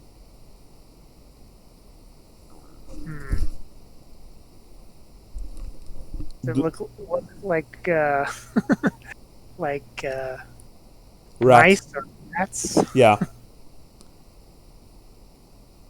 Both of you see that. We weren't supposed to talk of that. Yeah. Do you mention that to anyone? No. Yeah, I look at him and it's like, Well, you remember you can't. You aren't supposed to talk about it to Geistwacht. oh, okay. But Only to, yes, okay. only to the abbot. That said, like all things aside, this is quite disgusting for you. Like you are eating a food that an animal, chewed on. So that's pretty yucky stuff. Yeah. I'll pass on the cheese. Okay, so I guess you just return to your tables with something else on your plates, and you continue to eat the food. Life in the Abbey is quiet, quite serene and slow moving, but you see that the priests are not by any means they're not bored, they're not they are doing lots of stuff every day. You've also learned about about almost every single priest of Blessed Aethelbert from the initiates, who look at both of you, especially at you, Cadvale, with this sense of awe and wonder. You are, after all, outsiders, and Cadvale, you're an elf, so this is for them. This is quite something. They've told you that, of course, Grand Abbot Darius Geistwacht is the leader. He's high priest and the so-called guardian of souls. Elder Gerhard is the reader of dreams and augur. But from what you've understood, he's not a priest. Interestingly enough, he's not a holy man. There are 2 anointed priests: Father Gregor, master of ceremonies, who oversaw the dreaming ceremony. He's a respected prayer leader, and Mother Alexia, master of arms. She organizes the abbey's defenses, and you saw her. She looks like a tough and cunning woman. Then there are priests: Brother Horatius, master of novices, whom you've met outside. Brother Dagmar, master of beasts. He handles the animals of the abbey, probably including the cats. There's Brother Gottlieb, master of letters, head librarian. Brother Heinz, master carpenter. He builds coffins, repairs furniture, and is an all-around handyman. Brother Eric, master of stone, supervises catacomb expansions.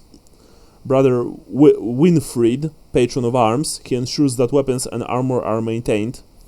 Supposedly he has a dry sense of humor. Sister Hildegarde, master mortician, prepares dead for burial. Sister Tanya, master of the house, she supervises domestic chores and she among other things is responsible for food here. And finally, Sister Maya, she arranges ritual trappings.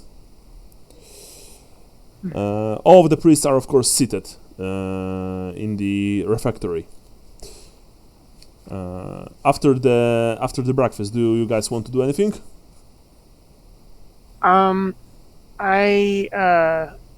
Conrad wants to go to the kitchen and see if he can get somebody's attention about the cheese, and just say, I don't think Abbott, what's his name? Wait. You approach the kitchen. One of the novices who works there, he sees you coming. He approaches you. Yes, sir. How can I be of assistance? I think you better get that wheel of cheese off the table before the abbot sees it. It looks like something has bitten it that he doesn't like. The novice looks at you, with furrowed brow. Wait a second, please. Sister Tanya, please come here for a second. Sister Tanya approaches you. She's a fairly attractive woman, but, all of the Morrites wear this long dark cloaks, and all of them are rather somber, so that kind of takes away something from her attractiveness. Yes, novice, what's happening? How can I help you, honored guest? She looks at you. I noticed that something had gnawed on the wheel of cheese, and it's my understanding that the abbot doesn't like to hear anything about that sort of animal. She looked at you very nervously, and she also looks about nervously, but is relieved to find Geistwach absent. Thank you for mentioning this to me. I will investigate the matter without disturbing the abbot. I will. Please follow this novice to the kitchen. He will give you something else instead of this cheese. Thank you. And you can see that she is visibly nervous. Okay. Yeah. I thought she was going to give me some. No. She moves towards the table to remove the gnawed cheese. Yeah. Cadveo, meanwhile, you were what? Standing right behind Conrad? Yeah, I'm going with him. Okay, sure. So, the novice took you to the kitchen, and you've been given a few tasty, freshly caught fish, which were cooked, not fried or baked, but cooked. But still, they were caught today. Very fresh, very tasty. Yeah. You think you've it's something even better than the fish. They've been caught in Lake Svarsi. Yeah, sounds good. Yeah. After that, you are given free. You are practically given free reign to almost any place here. You guess. Well, except for personal quarters, naturally, of other priests. Right. Yeah. So my question is, are you going anywhere or just I suggest we go to the library and see if we can find anything out about dreams or about the significance of the cairn on the Stygian mound. Mm-hmm. Or even the location of the tomb of the saint. Of Lanfranchi, yeah. Yeah. Cadvale, do you follow him? Yeah, that's the whole reason we're here is about the triptych, right? Yes. Yeah. So you enter the library, which is K on the map, on the bottom map. Brother Gottlieb, Master of Letters, is there, head librarian. He approaches you. Welcome to the library, honored guests. I'm Brother Gottlieb. We haven't been introduced to each other yet. Oh, hello. I'm Conrad One Punch Oldenhaler. He looks at you with this quizzical look, but says nothing, just nods. And you are, sir? Cadvile. Very well, very well. Tell me, as he, gives you a quick tour, of the library. He shows you, he shows you, where different books are, as in philosophy, history, stuff like that. He also, at the same time, he also speaks to you. Tell me, I saw you spoke to Sister Tanya during breakfast. Yes. Was there anything suspicious about her? Suspicious? Yes. I don't want to naturally, snoop too much. But I am worried about her behaviors. So, you are outsiders, and she would probably talk to you differently to, for example, to me, or to other priests here. Perhaps you've spotted something not exactly normal? I saw I saw that she flinched when you mentioned a word. When you mentioned something. We just noticed some spoiled cheese. Spoiled? What do you mean? Our cheese is very fresh. Yeah, something had gnawed on it. Something gnawed on it. Gottlieb looks at you. I see. Something with long incisors, perhaps? It appeared that way. He looks around. Perhaps you would like to speak with Brother Eric. Brother Eric is... Master of animals? He's a master of stone. He supervises our catacomb expansions. Interesting. But very well. I presume that you would wish to do this after... I'll finish this tour, and then you'll probably want to read something here. And he tells you that here's that, blah blah blah blah blah blah blah blah blah blah blah, stuff like that. So if you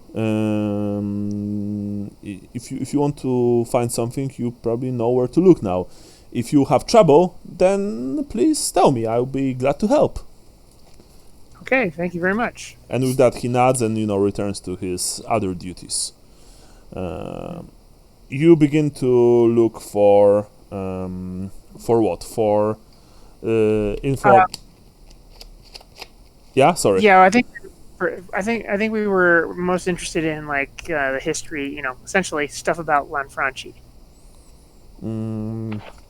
Okay. And because he's the one that attacked the cairn or whatever. Yeah, I mean he killed the druids supposedly. Right. Okay. Yeah. So we want to learn about that, and then also secondarily to see if we can find any indication of where his freaking tomb is. Yeah. Okay. Yeah, you see, like I've mentioned before, the bottom floor. The bottom floor is contains history, theology, and philosophy. The second floor contains scientific works on anatomy and embalming, as well as stacks of string-bound dream analysis journals and a smattering of literature.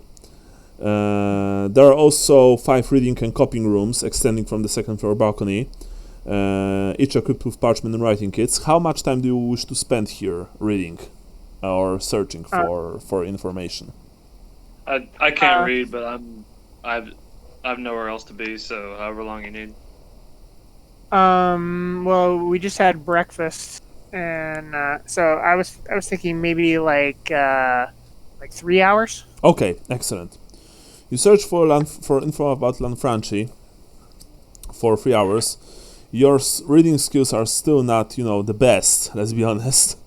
But you did found something interesting about him, because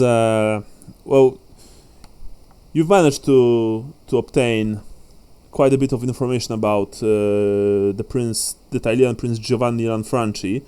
Many of these things you've already been told by the priest in Wurtbad. Now I'm going to mainly paraphrase this and also read it so you guys will know. During the late 15th century, Italian Prince Giovanni Lanfranchi mistakenly landed his crusading army on the northern coast of Nehekhara. They plundered ancient tombs in the city of Zandri and recovered hoards of gold and scrolls dating back to the times ancient. In fact, there's mention to the first return of, and there's nothing nothing after that. Like a name has been removed, but you think, Conrad, if it's not perhaps the name that you've spoken yesterday. Yeah. Lanfranchi led his army onwards into Araby, paying little heed to what he found. But there's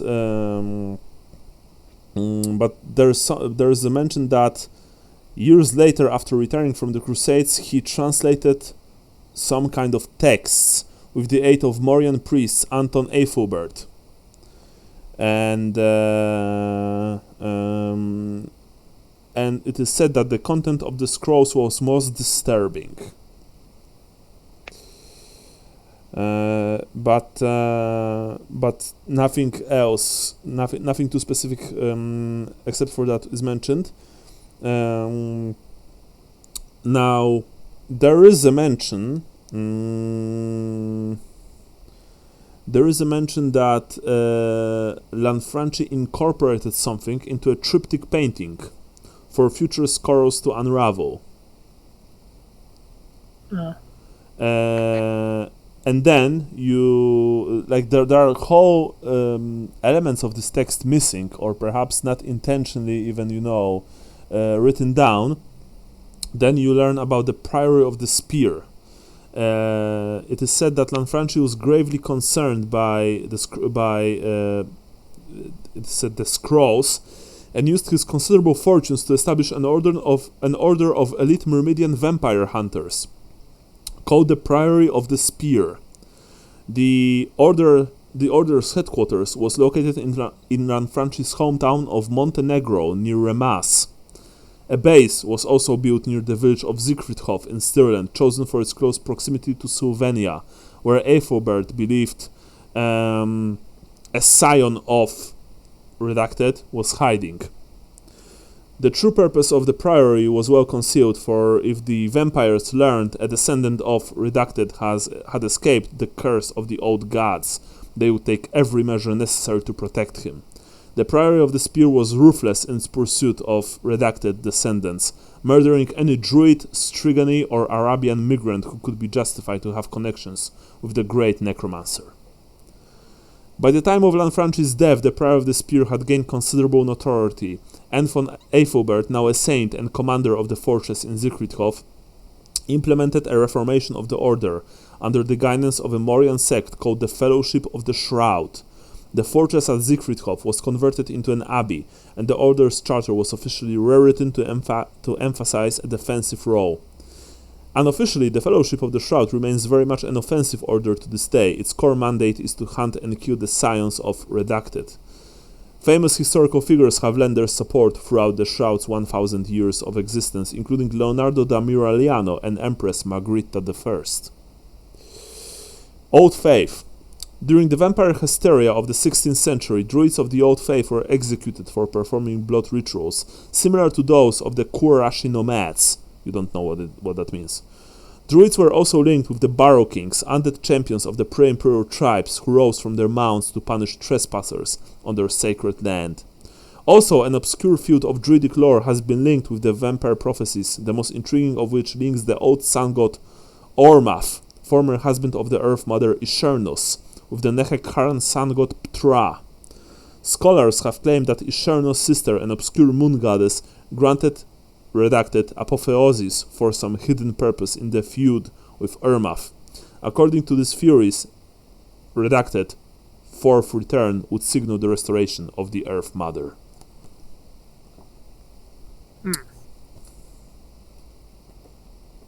I'm not reading that again, by the way.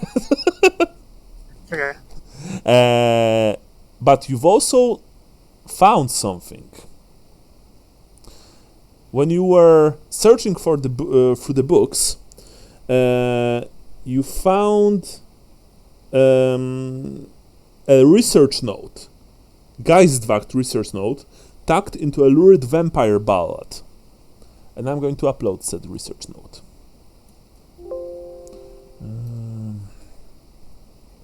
I'm going to call this handout 27. I will later rename it, just so you guys know.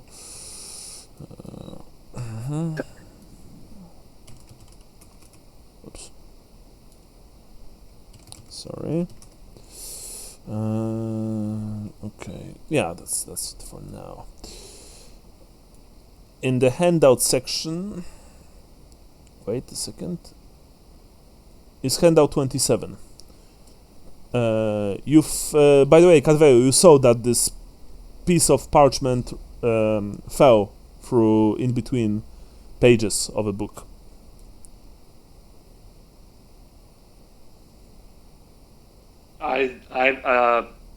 Yeah, I know you grab can. it to show it to Conrad. Yeah.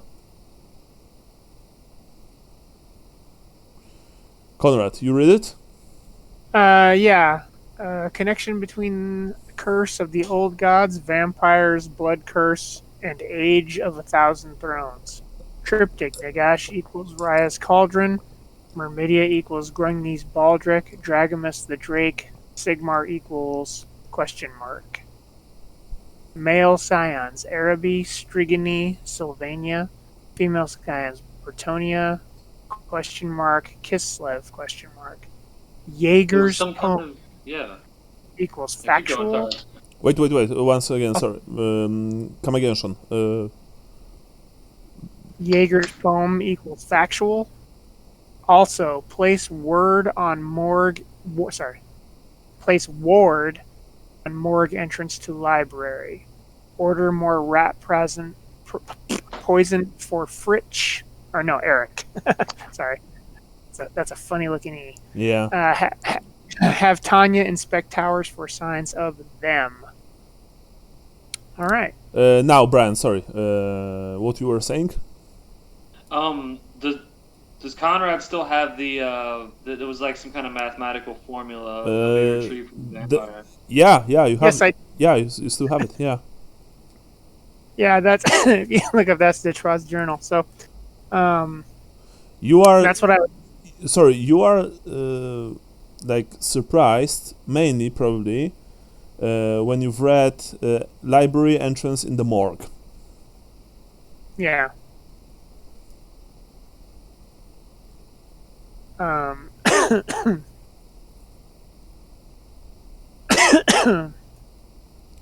Excuse me, jeez. No worries. Smoke. Yeah. Smoke them if you got them. Yeah, that does. So. on morgue entrance to the library. So I think. So I say to Cadwell, I think we need to talk to Eric. We needed to talk to him anyway. And we also need to look into this morgue entrance to the library. See if we can find that. Or vice versa. I mean, do we see any weird doors or anything? You can always search here. Should we roll for search? Yes, -20, please. Okay. Holy shit! Oh, Cadvale, Got a winning lottery ticket! Oh! you found a hidden panel in the on the second floor of the library. Do you press it? Oh yeah. It reveals a stairwell descending down.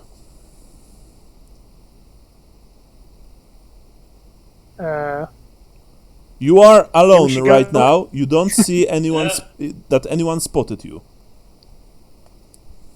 I quietly hurry down. You go down. Okay. Yeah. I'm gonna say this might be a good place to wrap it up for today. I think so. You descend down the stairs. What will you find when you reach the bottom? Who knows? But for now, we end. Wow, I am excited. Mainly because you're the first party who found this fucking thing. We find a light wizard chained down. Actually, there is I'm not even kidding. There is a big probability that this is how you find how you meet Jason. Okay. Now, very good game today. Excellent guys. Thank you for today's game. 80 points for everyone. For your characters, 10 points each. For the place of birth, Cadvale, 10 points. You've mentioned the ritual and you did the very cool Asray middle finger thing. I really like that. Very nice. Francisco, what about you and Estalia? Don't cry wasn't too for much- me, dear Estalia. I would probably say it's more. I don't really have anything for birthplace. Okay, what about you, Sean? You've mentioned, that I'm a simple Ostlander. No, that's not really a birthplace. It's just, well, I mean, it kind of is because Ostlanders are simple folk, not stupid, mind you. So that's quite cool. I was gonna say I think that's the only time I really did it was. I can give you 5 points for that, I think, because that was fitting. That was fitting. Religion, Bran, 10 points with the Isha prayer, and this was very nice, a very nice send off for Francisco. Francisco, you get 10 points as well, and Conrad gets 10 points as well. Yeah. So no doubt about that. Sorry. Brian, your star sign, please. Dragonus the Drake. Let me pull it up real quick.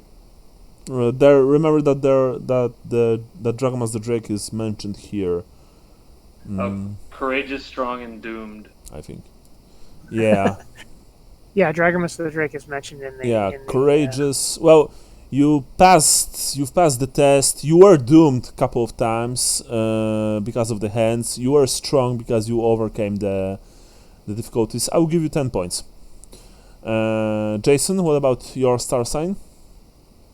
Star sign is the broken cart, pride, arrogant, prideful. With I was trying to be prideful, but saluting back the soldier. Yeah. And then I was trying to think. There was a couple real subtle things with before we went out there.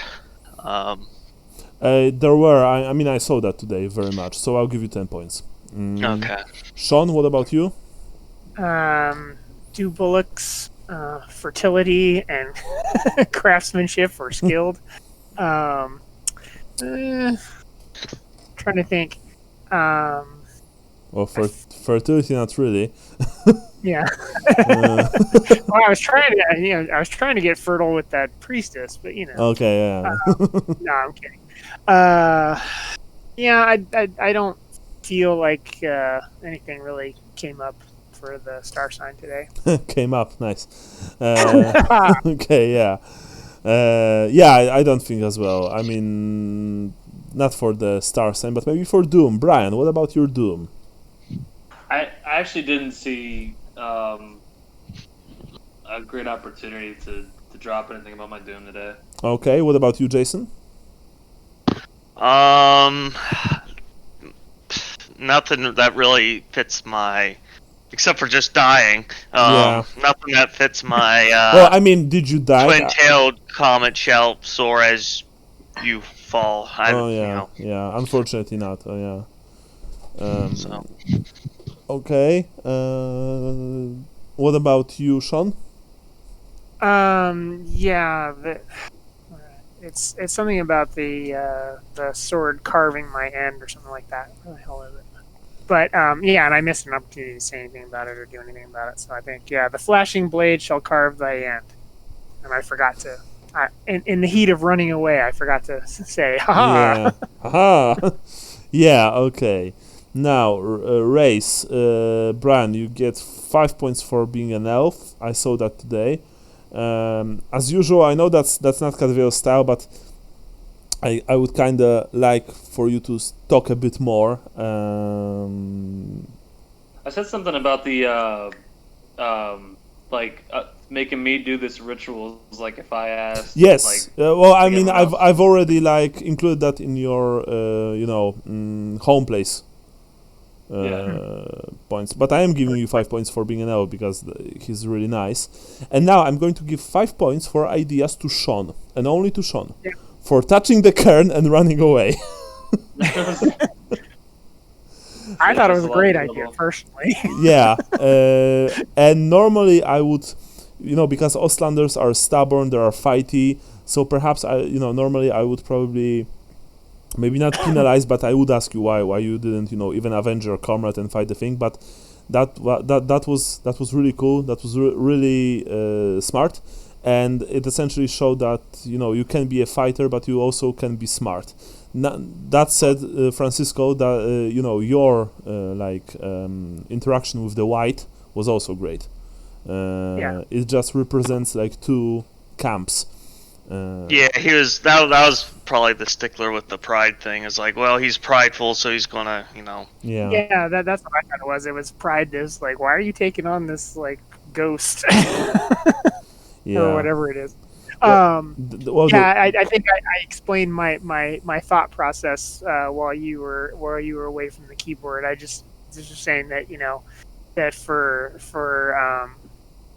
Conrad, he gets up to the top of that and sees, Francisco, who he respects as a fighter, is essentially chopped to shreds by this dude, and he's like, "Yeah, I'm not gonna do that." Yeah.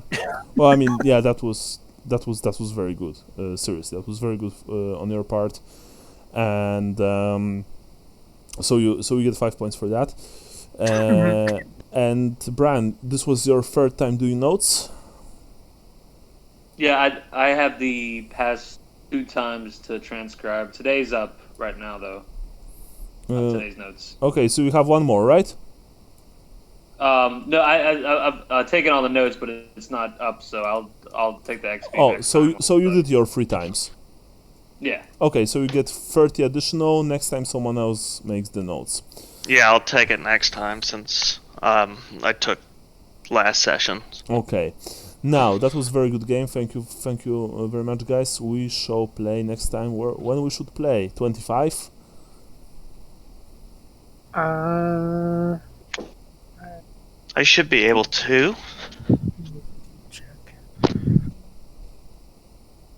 think Francisco was the first like mutant we've had that didn't die like a terrible like hey like you're a mutant type death. you know? Yeah.